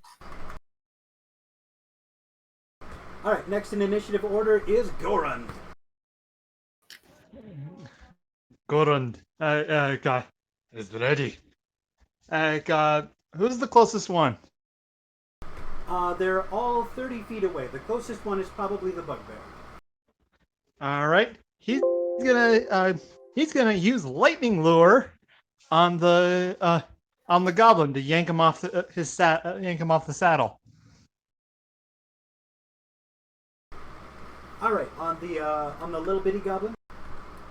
Yep. Lightning lure. What does that do? Okay, 1 second while I copy and paste it up into general.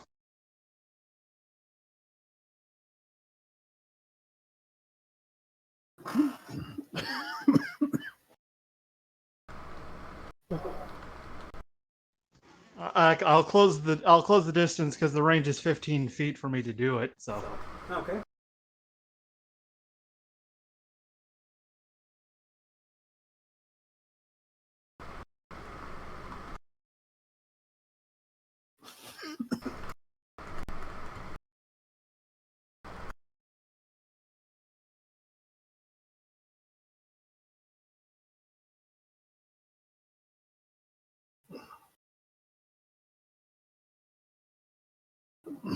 God, something's stuck in my throat.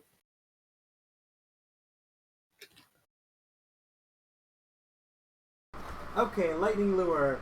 A lash of lightning energy strikes out. Strength saving throw will be pulled 10 feet towards you and take 1d8 lightning damage. Okay, so strength save on the ordinary goblin, right? yep, on the gobbo. Ooh, Gobbo is not good at strength save.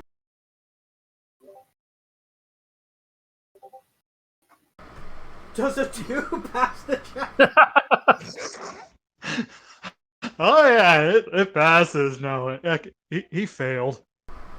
You hear a ah! As it goes flying through the air and lands on its head on the ground, and it is shocked by the lightning lure. Go ahead and roll damage.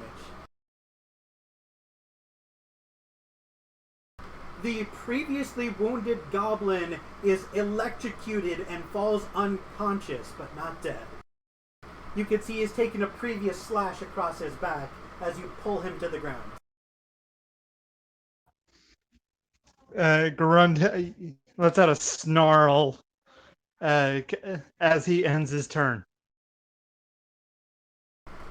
Alright, next in the initiative order is Gozar. What would you like to do?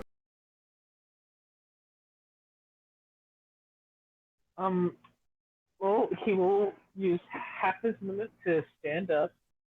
And how close is the closest enemy? The closest enemy is the unconscious goblin that was just pulled out off of its mount. Excuse me. But then you've got a wounded bugbear and at a full health hobgoblin. How far away? 30 feet.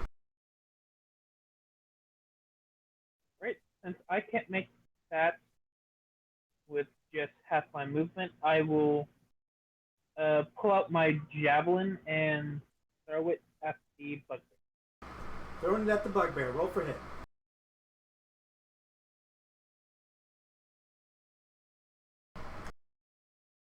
14 hit. 14 does not hit his armor class. Damn. Alright. Oh, look who came to play.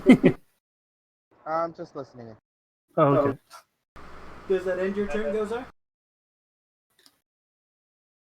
If people weren't talking over me, then yes. Okay, so, Vashtar. Oh boy.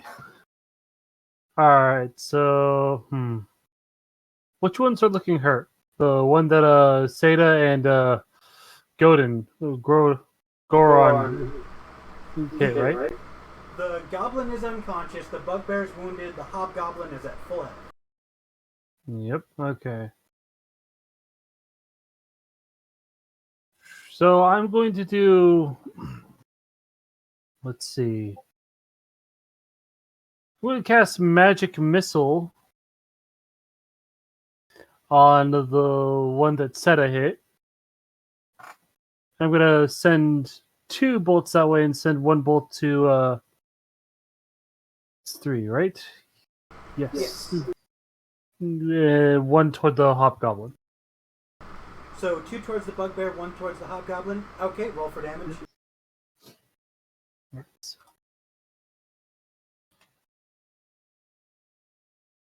Actually, let's do it this way. Cast this. All right, that's 1. I was gonna tell me I can't. I'll just roll it like friggin' with the normal bot. I think you're in general, dude. Yes, I am. Oh well, that still counts because it took away a spell slot. So 2 damage on the individual, 2 for the bugbear. Alright, deal 2 damage to the bugbear. Okay. He looks mildly irritated as you blister his shoulder. Well, no, 2 darts are going to the bugbear. That 2 damage is for the hobgoblin. 2 damage for the hobgoblin. Okay. Yep, and here we go. There we go. A total of 6 for the bugbear. Alright, you, it looks very painful as you blast off this piece of, like, deltoid and trapezius muscle. He staggers backward, blood is rushing, and he roars in your face. Alright, let's see, what else can I do if I can do anything? Does not look like it. So Vashtar's just gonna step back 30 feet to keep his distance and end his turn. Alright, so the one lone wolf is going to kind of take a step back and kind of look at his goblin rider. The hobgoblin and the bugbear are going to take a look at Ivy and Vashtar respectively. So, Ivy, you've got a bugbear barreling down towards you. He's gonna swing his Morning Star, like really swirling it in the air for a big jaw-ending uppercut as he charges towards you.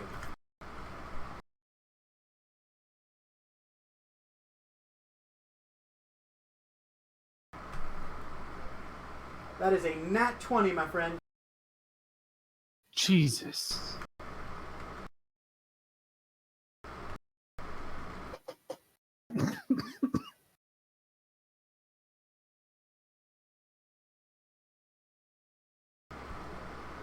Alright, I believe that is 11 damage as he uppercuts you 5 feet into the air. Do you have any HP left? 22.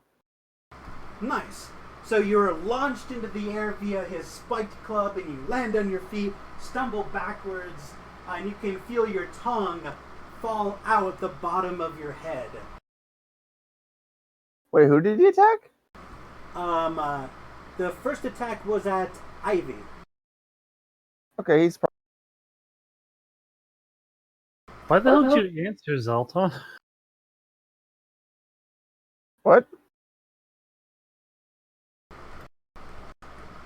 Because he wasn't... He's not there, apparently.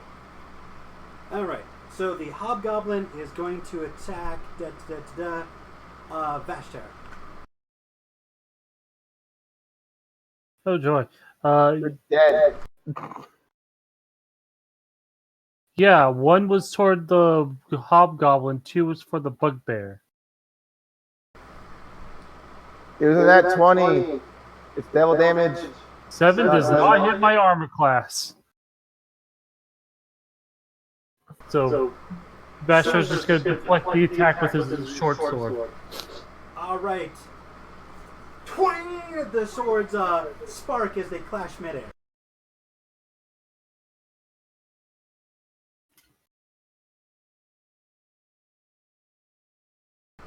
All right. So the one wolf is going to, the lone wolf is going to ready action bite anyone who approaches it, and that is going to end the Gobbo's turn, making it Zalatar's turn.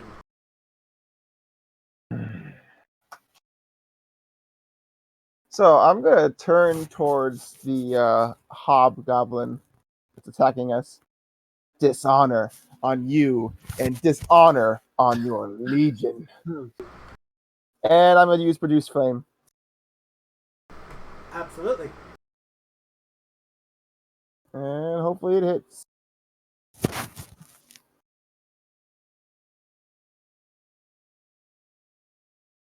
And I probably did that in the wrong chat.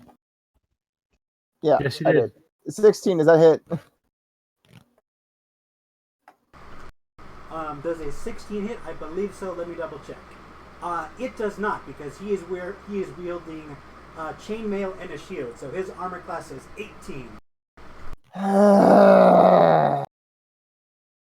Good hit, but it bounces off of his shield. Damn. I'm gonna mumble and just curse underneath my breath because All I right. can't do anything else. Woo! Ivy said he'll be right back, and does he need to make a death saving throw? He does. I will make him do that, but unless Gizriel returns some HP on her turn. Alright. Speaking of whom, it is Gizriel's turn. Well, you just know me so well. I am going to dive down to Ivy and like, these guys are dropping like flies. I give them a CPR filled with healing energy, and I fly back up into the air. Alright, as you donate some magical HP as you're, doing chest compressions, he like... Another 10 HP. Nice! He coughs up some blood, it just kind of rolls on his side as he tends to his wounds. Alright, do you have any other actions you can take on your turn? No, I do not. So I'm just gonna fly back up into the air 10 feet. You are easily out of the range of the hobgoblin and the wolf. The bugbear might be... Well, how high up are you? I'm just up 10 feet in the air, hovering a bit. 10 feet. With his extra 5 feet of reach, the bugbear will be able to hit you on his turn. But it is not his turn, it is Maddie's turn.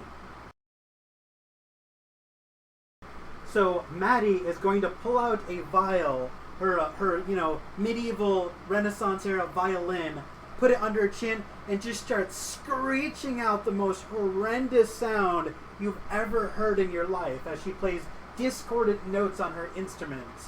You can see distorted air come out of her violin as she forces the wolves and the goblinoids to make wisdom saving throws.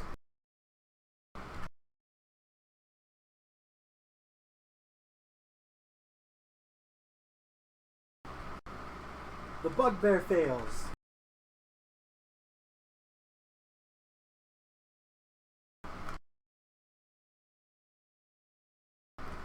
The hobgoblin fails.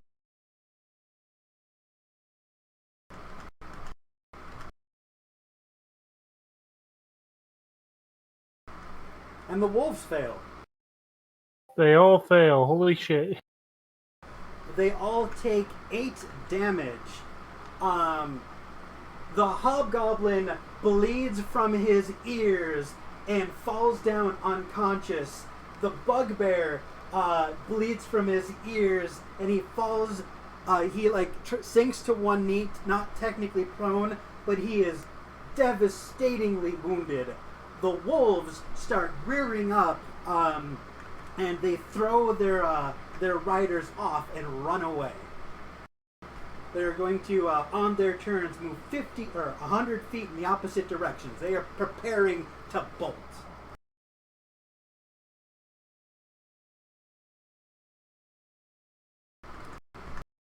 No, don't go, guys. You are doing so well. Alright, so that is going to end Maddie's turn. Whose turn is it now? Ivy, it is your turn. And Ivy has not yet come back.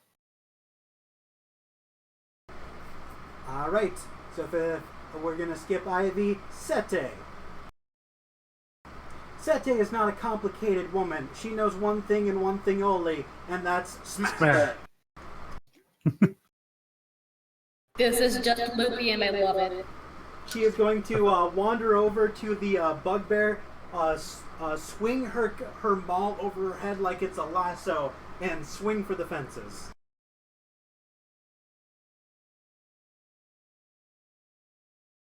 And that is a hit.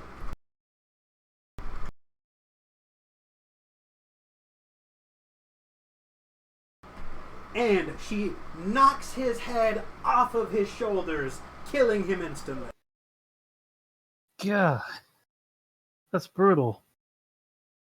Alright. Alright, we'll give something hobgoblin.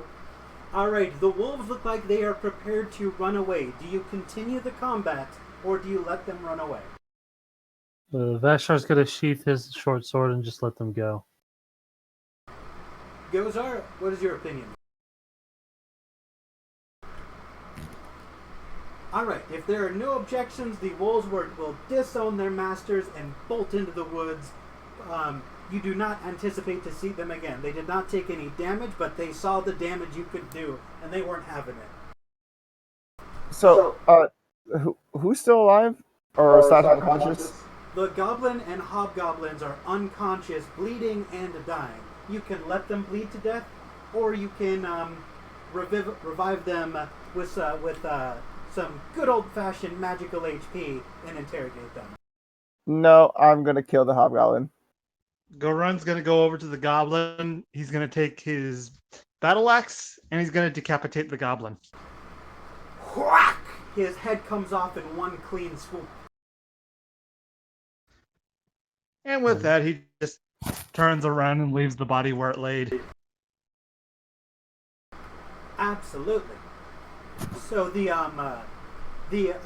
combat is over. Your enemies are dead, and you see the sun creeping ever deeper over the horizon. What do you do? Make camp? How much longer do we have to go before we reach the Church of Light? If you kept trekking at your current pace, you could maybe just barely reach the church by nightfall, but then you'd risk traversing at night through the woods.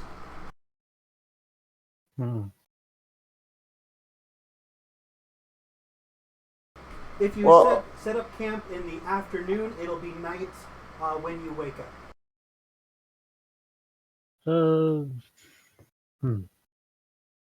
So I killed the hobgoblin. Yes. Can I search him? All right. So what you were able to find without checks is that the goblin is wielding a scimitar and a short bow and no armor. The hobgoblin is wielding a longsword, a longbow, and chainmail and a shield. The bugbear was wielding a morning star and a javelin, which he did not use. Damn. I'm gonna take the short bow and scimitar. Put him to better use than he did.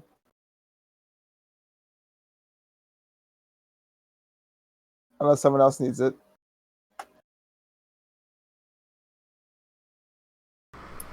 Alright, so let's go in order. Gizrael, what is your character doing at this point?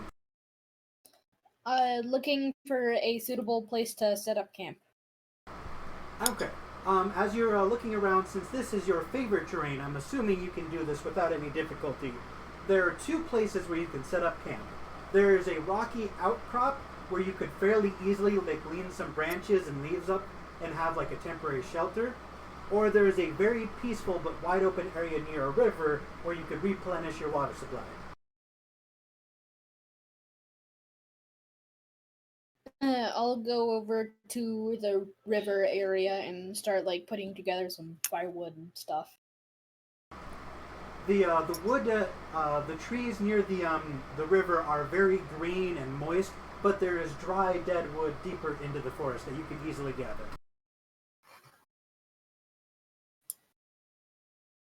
All right, Goran, what is your character doing?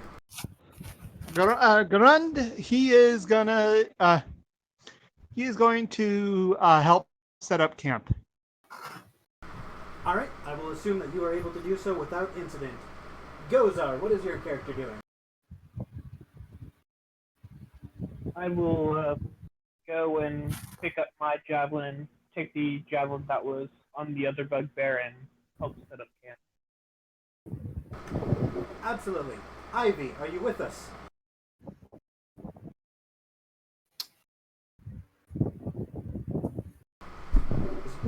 The combat ended. Are you doing anything?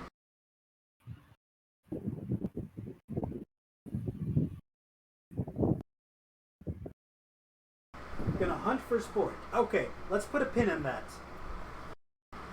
You can absolutely do that in just a moment. Vashtar, what is your character doing?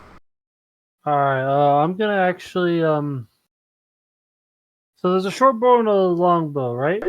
Yes, sir. Alright, Ivy, do you want a long bow or the short bow, or do you not need a bow? I need to know this information now before I make a decision.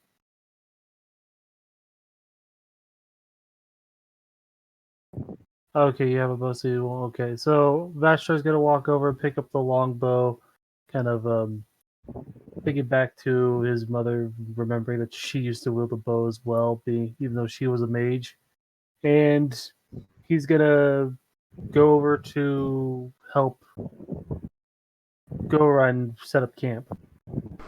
All right, and Zalatar, what is your character doing?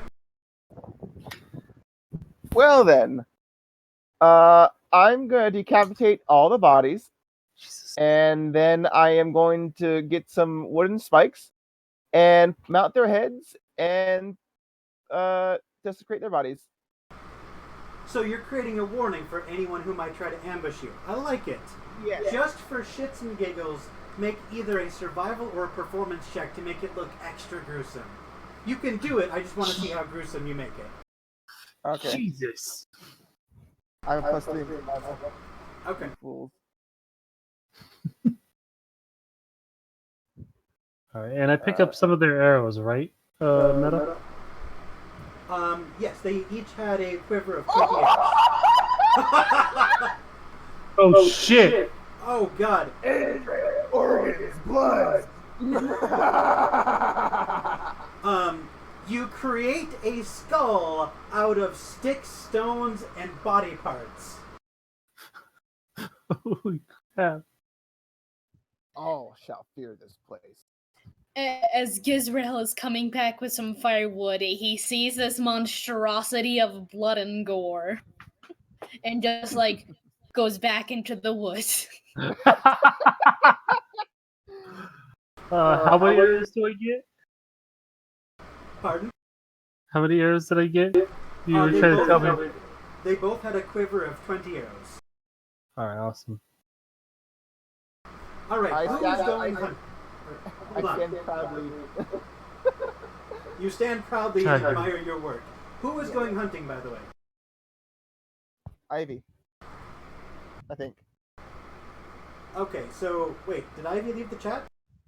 I think he did. Ivy has disconnected. They're currently on Do Not Disturb. Okay, so is everybody setting up camp for the rest of the afternoon, or is anyone going hunting or fishing?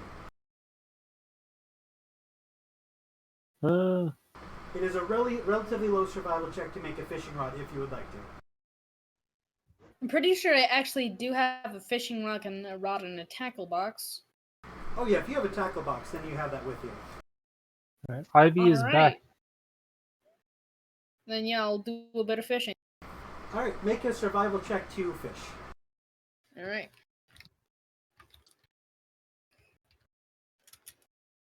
Got a 19. You were able to reel in a salmon, a sunfish, and a river perch. They are worth 1 ration each. Alright. So Ivy's back. Do you want to do that hunting for him? Yes, Ivy, if you would like to go hunting, I would like you to make a survival check to track down an animal.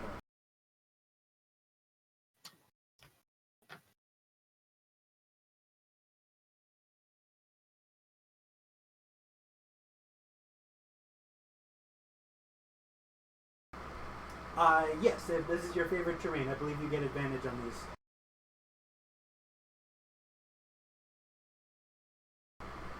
Nice! Alright, so there are several things that you were able to find. You were able to find and recognize the tracks for a deer, an elk, and you were also able to find a desecrated beehive. All of the honey is still in the hive, but all of the bees are gone. It's like a bugbear was here.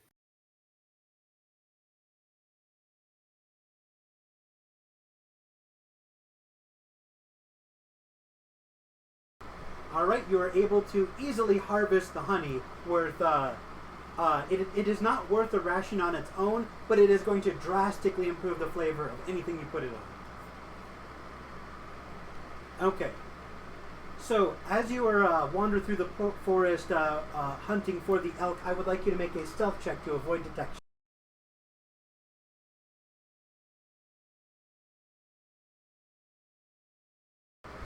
A twig snaps under your foot. The elk hears you when it is 60 feet away and bolts off into the distance. Do you let it go, or do you try to shoot it as it runs away?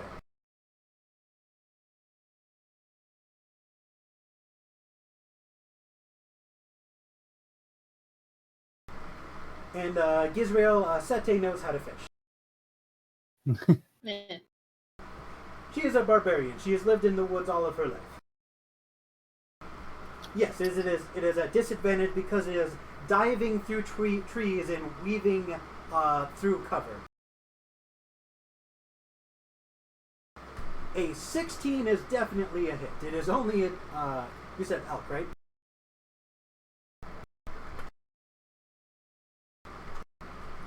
Alright, roll for damage against the elk. It already rolls damage. You got 7. 7, a wound, but not a fatal blow. Damn. So, you can wait for it to run away and try tracking it again and follow the blood trail, or you can try to chase after it with a contested acrobatics or athletics check.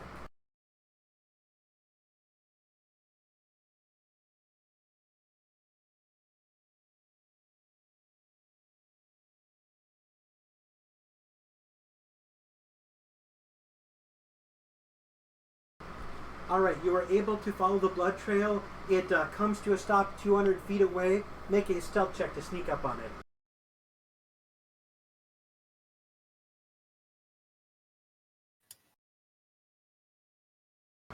Alright, let me check its passive. Yes. So you're able to get within like 30 feet of the creature in a patch of grass, draw your bow and fire without it noticing.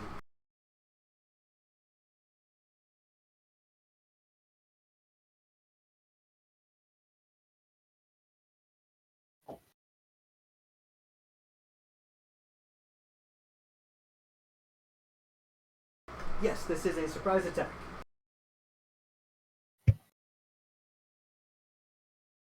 Venison tonight, boys.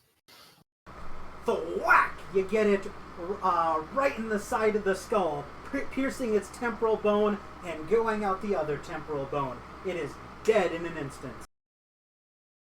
Damn.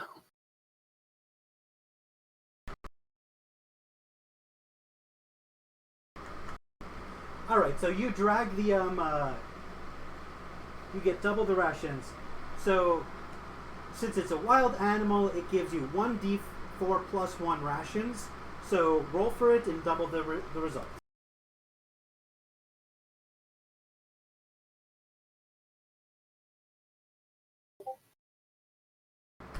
10 rations. That is a lot of food. So are you going to cook it up and serve it up for everybody, or are you going to dry it and keep it as a preserved food for later?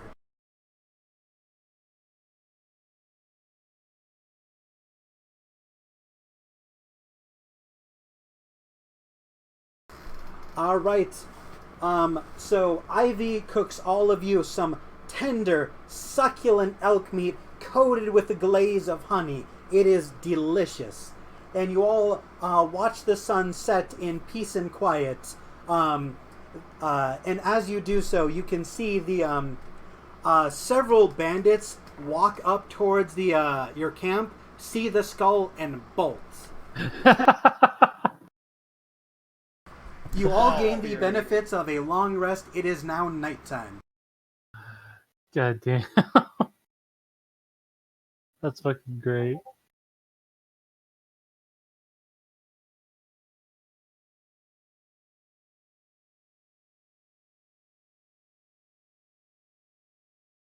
You know, having a, pike with a skull on it, it's pretty effective for warding off things.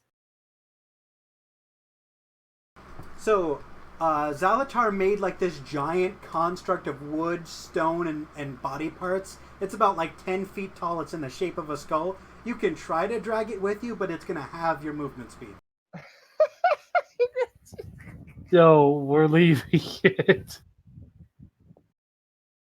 All right. Do you stay at camp and wait for daylight, or do you move out in the darkness? By the way, I'll give a little bit of my honeyed veal to the moth that we're carrying, just to, keep him up. As you hand the food to the moth, she opens up her mandibles and devours it loudly and messily. It's actually kind of a scary sight. Jesus. That's attractive. Gozar, you want to tear apart the skull sculpture? Why you gotta tear apart my artwork, man? Once he tears it down, I'll help him get rid of it by casting Firebolt to turn it to ash. All right, between you burning it and Gozar disassembling it, it looks like you were never here. Ivy, you were able to find a patch of daisies and a patch of daffodils. They're very pretty and they smell wonderful.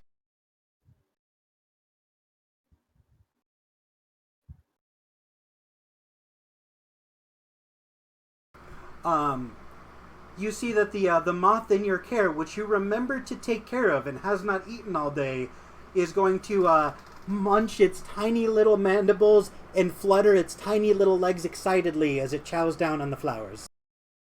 Nice.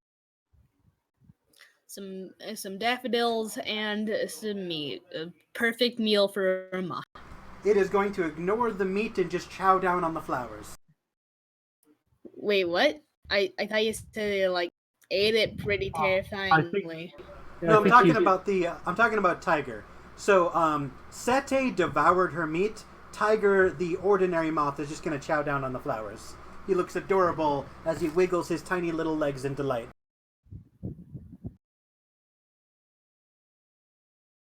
Sete, on the other hand, is covered with meat, juice, and blood streaming down her face and her chin, and she's like, it's good.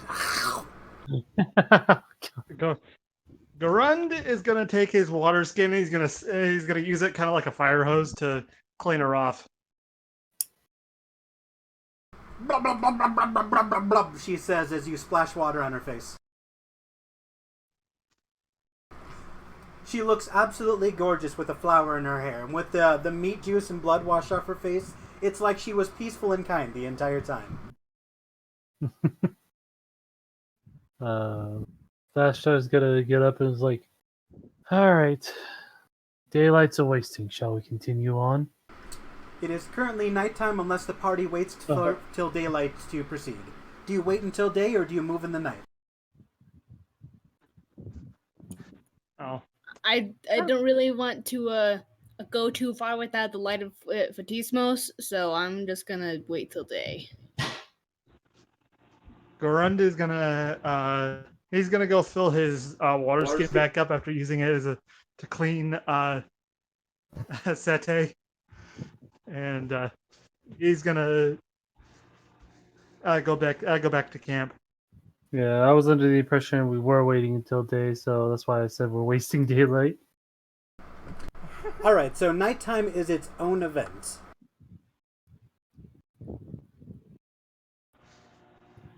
All right. Garund will take first watch. Beginning to wish we hadn't torn down that thing now. It's like, hey, shut up.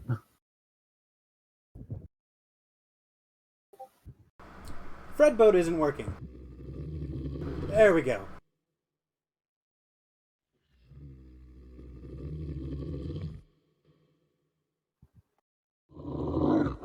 How scary is this? I swear to God, Zeno. So as the sun fades over the horizon, the creatures of the forest start to become active. You see eyes glowing in the distance, and growling and gnashing of teeth. So I'm gonna be up in a tree, meditating. Yeah, I'm gonna be up in a tree meditating. Fuck this shit.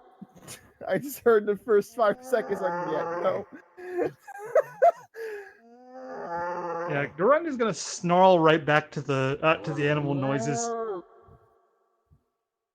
Let's see.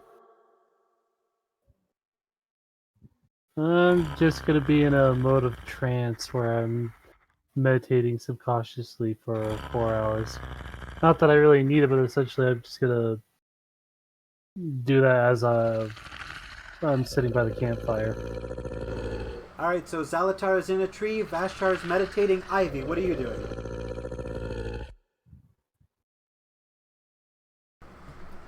Wonderful, glad you told me. Gozar, what are you doing?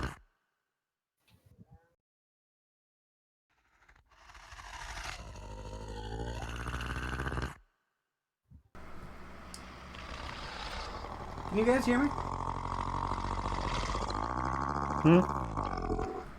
Both Ivy and Gozar didn't respond to what I said. Oh, they're typing. That's what they're doing. They're in dice rolls. Oh, okay. Ivy will take watch as well. I can't bet it wherever it is.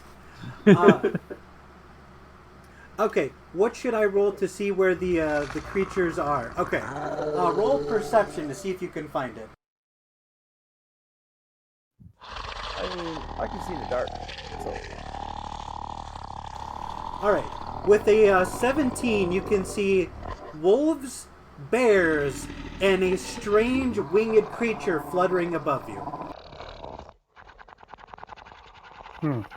Good thing I have dark vision.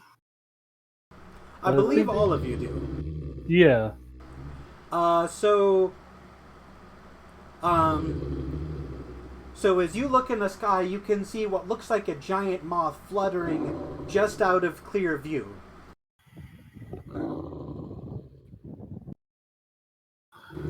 I'm gonna go with some meat that I got to pet the wolf. There are no petable wolves anywhere nearby. Only hungry, angry, dire, bloodthirsty monsters. Oh, joy. So, Goran, what is your character doing?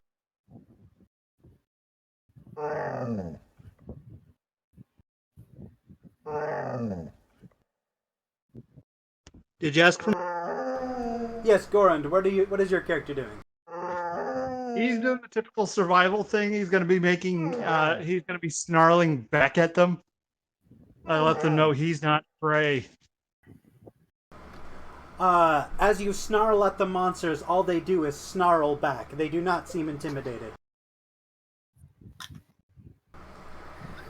Gizrael, what are you... Sorry, there right. Gizrael, what are you doing? I'm going to reconstitute a bit of dried apple and feed it to Tiger. The dried apple is too large for it to eat, and it does not. It goes back to eating the flowers.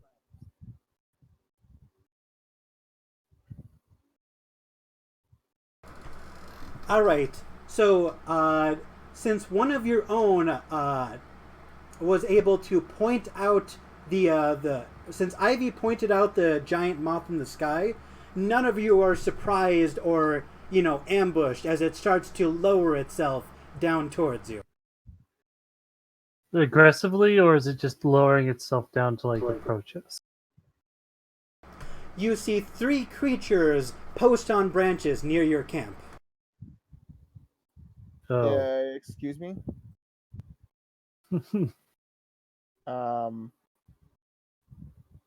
Is one of them me?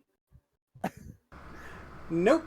On a tree is about 60 feet away from the tree that you are currently in. You hear a crashing of tree branches as 3 human-sized creatures with horns, glowing eyes, and moth wings just descend on moth nests and start devouring them. They sniff in the air, and they all lock eyes on Tiger. They start to creep across their branches and motion towards you.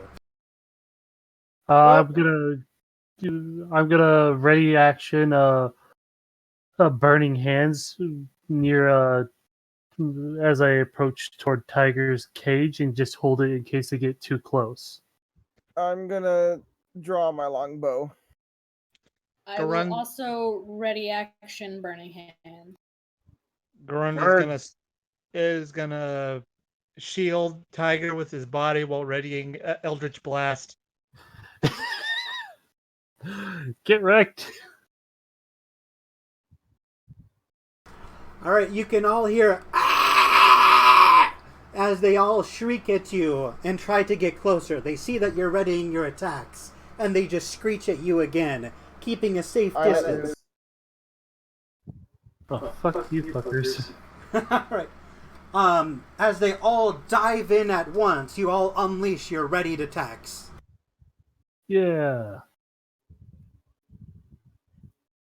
All of the Motheaters need to make Damn, 2 deck saves. I suck. Ashtar, you're also casting, Yep. Yeah. Alright. I'm not sure what their armor class is, but I think it's higher than 11. Let me pull up their stat blocks really quickly. Because it does hit, I'm going for their wings. Okay. What was the saving throw? Dexterity? Yep. Yep, 2 deck saves. And that's some decent amount of damage for both of us. Alright, we got a nat 20, a 3, and a 15. What's the check? 12. So 1 12. fails. What is their punishment for failing the check? One takes 20, the others take 10. Alright. You see the one that takes 20. What is the name of the attack, by the way? Oh, we're both using burning hands.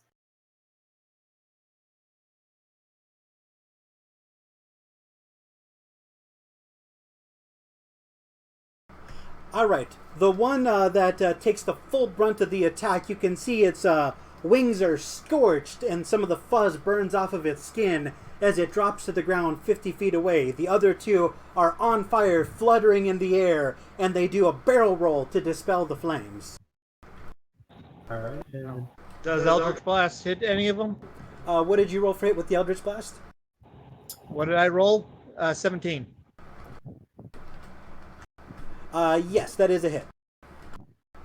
Alright. He's gonna aim for the one that managed to one of those that managed to succeed in the burning hands. Alright, and how much damage do you do to him? 9 force damage. Alright, your attack blasts apart its wings and it falls to the ground 60 feet away. Alright. Ivy, it looks like Ivy and Godozar also made attacks. Ivy attacked one of the 2 and got dirty 20 for 6 damage. Okay, let's see. So Gozar rolled a 23 to hit. Which one did you hit? Are you aiming for the one of the ones that fell to the ground or one that's still in the air?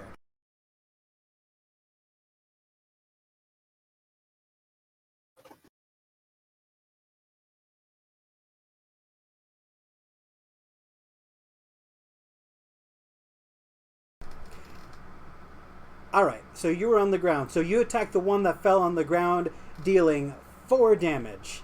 What attack did you use?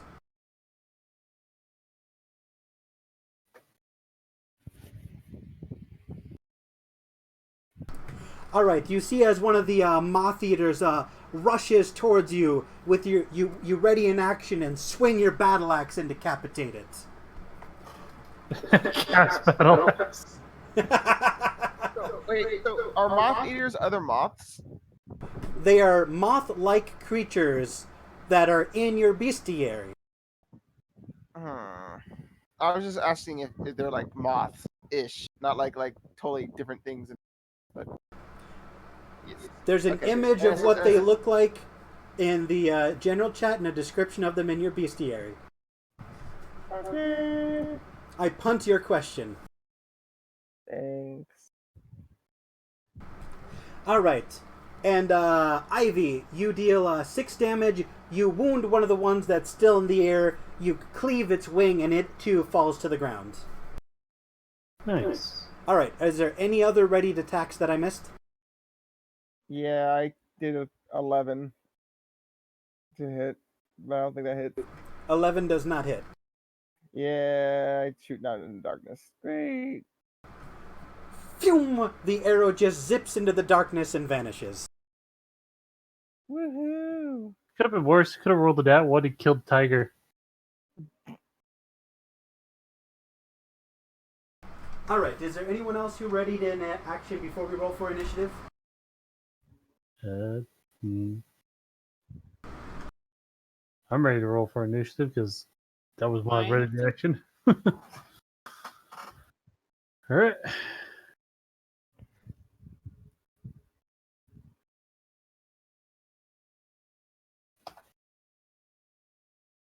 Oh, much better. 10.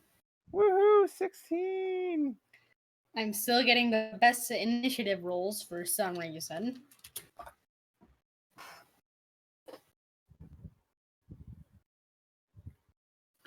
Wish I had your rolls. In other campaigns, I've been sucking. Could not get above a 13. I still can't, apparently.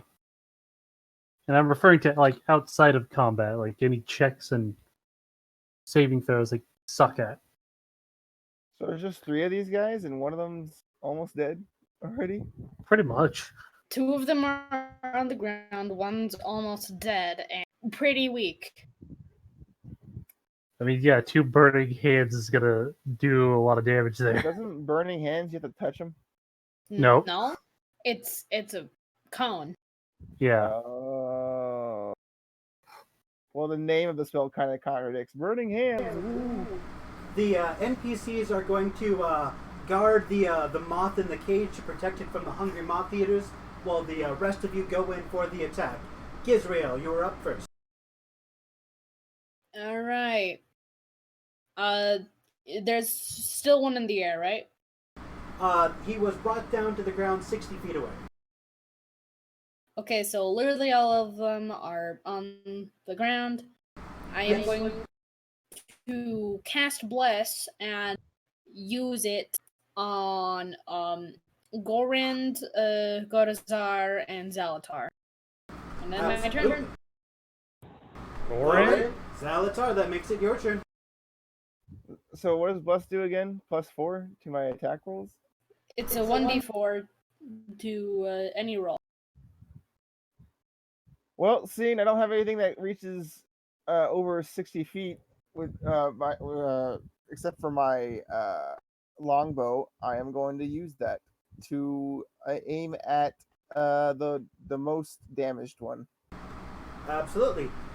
Ready your bow and fire. You have +4 to your roll. Plus a d4. 1d4, excuse me.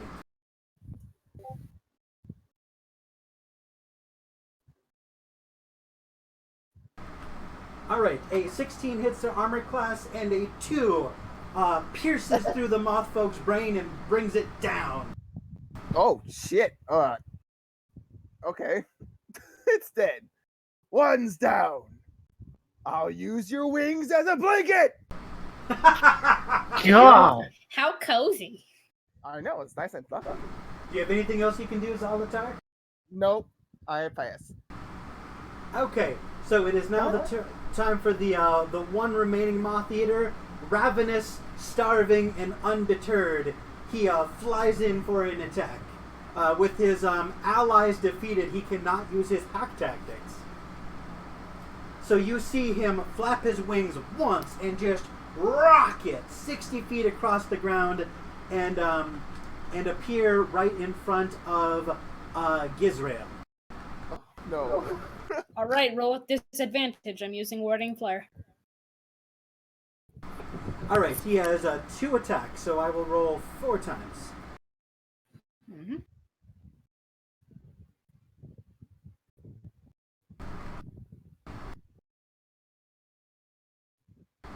Okay, the first one at disadvantage is a 6. The second one at disadvantage is an 11. Do either of those hit? Both of those do not hit. My armor class is pretty high. You see this ravenous moth-eater fly towards you in the single beat of its wings, throw its claws once, and gnash its teeth the second time, and you just, you just roll your shoulders and move your head slightly to get out of its way. And that is going to end his turn. He is alone with none of his pack, but he is too hungry to stop eating. Vashtar, it is your turn. Alright. So, being as he's close on it, let's see. Actually. No, I'm just gonna take a risk. I'm gonna go in with my short sword and I'm gonna swing at him. Roll it. Alright. No, why am I going to general? What's wrong with me?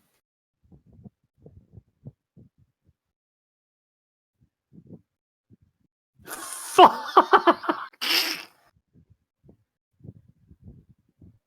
Of course! So 5. My string of bad luck continues. God fucking damn it. The Moth-Eater, as it's thrashing around randomly, unintentionally ducks under your sword as you miss by a mile. Does that end your turn? Vashtar is just gonna sneer and he's gonna not back away, but he's gonna maneuver around to get into a flanking position. Yeah, I know you don't do the flanking rule, but I'm just getting into a different position. All right, you get into position around the wounded solo Moth-Eater. Gozar, it is your turn. What do you do? Real quickly, Ivy's saying that you forgot to add them to initiative. Moth-Eaters are in initiative 12. It's in the thing.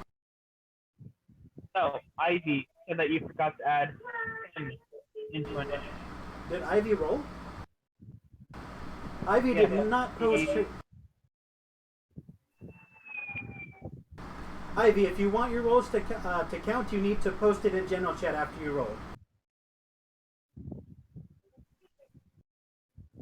No, that's not what happened. If that was what happened, I would be sad. That's still gonna end up getting a +3. I have returned. Oh God, what happened? I'm taking my turn. How close is this Moth-Eater? So he got right up in the face of Gizrael, and I'm assuming you're within 30 feet of your buddy? I would think so. Alright, so he's close enough to attack. Okay, so I will go up to 20 feet behind him, pull out my maul, and I will attack. I say 20 feet because I have a 10-foot reach. Absolutely. Go ahead and swing for the fences, my dude. Oh, add a D4 to that. It won't matter. Yeah. You got a Pretty 7 sure to hit. it's with an 11. All right, you swing and you miss. All right, Ivy, are you with us?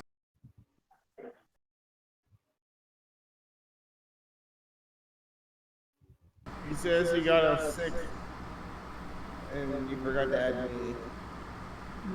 I said he'll be right back. back. Okay, so that's going to make it Goran's turn. Yay! Goran, he's gonna go up to the last Motheater, and he's gonna what? Nope, go ahead.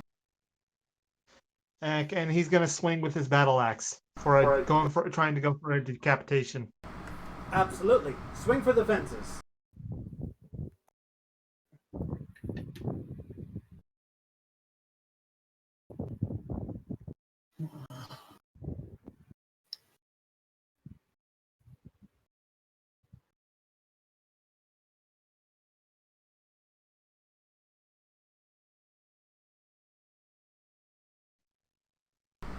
All right, what did you got a 10? I'm gonna save face. That does not hit its armor class. He's going to use a hobgoblin ability. Yeah. Okay, what does that do? It adds to my roll the amount of allies around me to a maximum of +5. Nice. So with Damn. a +5, raising that to a 15, that's definitely going to hit. Yee. Whee!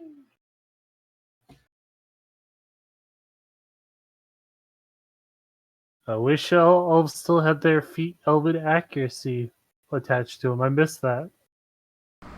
All right, with one solid swing, swing, the head comes off in a streak of white light, erupts in a trail of red blood, and falls to the ground.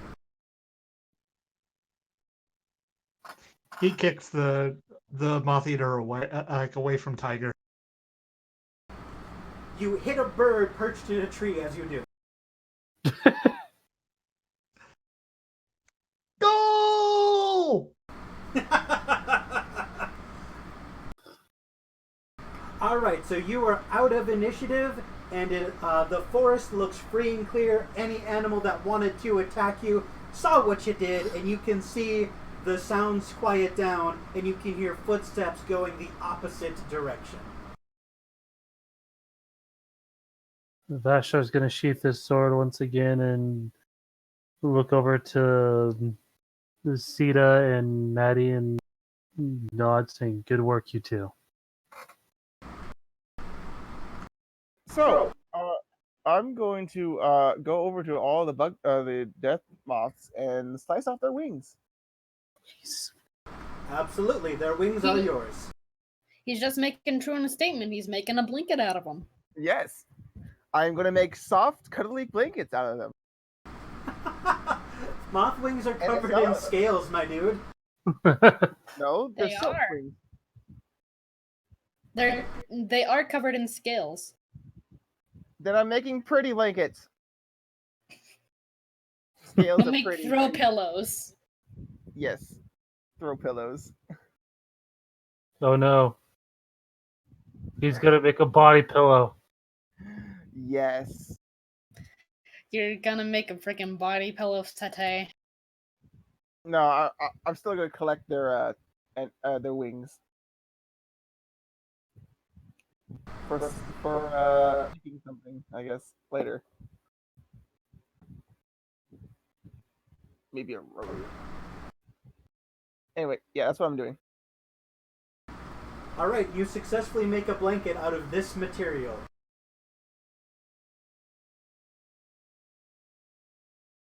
Yes. All right. So it is. The sun is deep under the horizon. The forest is yours, and since you have survived a Moth-Eater attack, that ends the chapter, and you all level up. Woo! Level fucking up! Oh my god! Yeah, right. what did you expect? Do you end the session here, or do you continue to chapter 2? Do you guys want to keep going?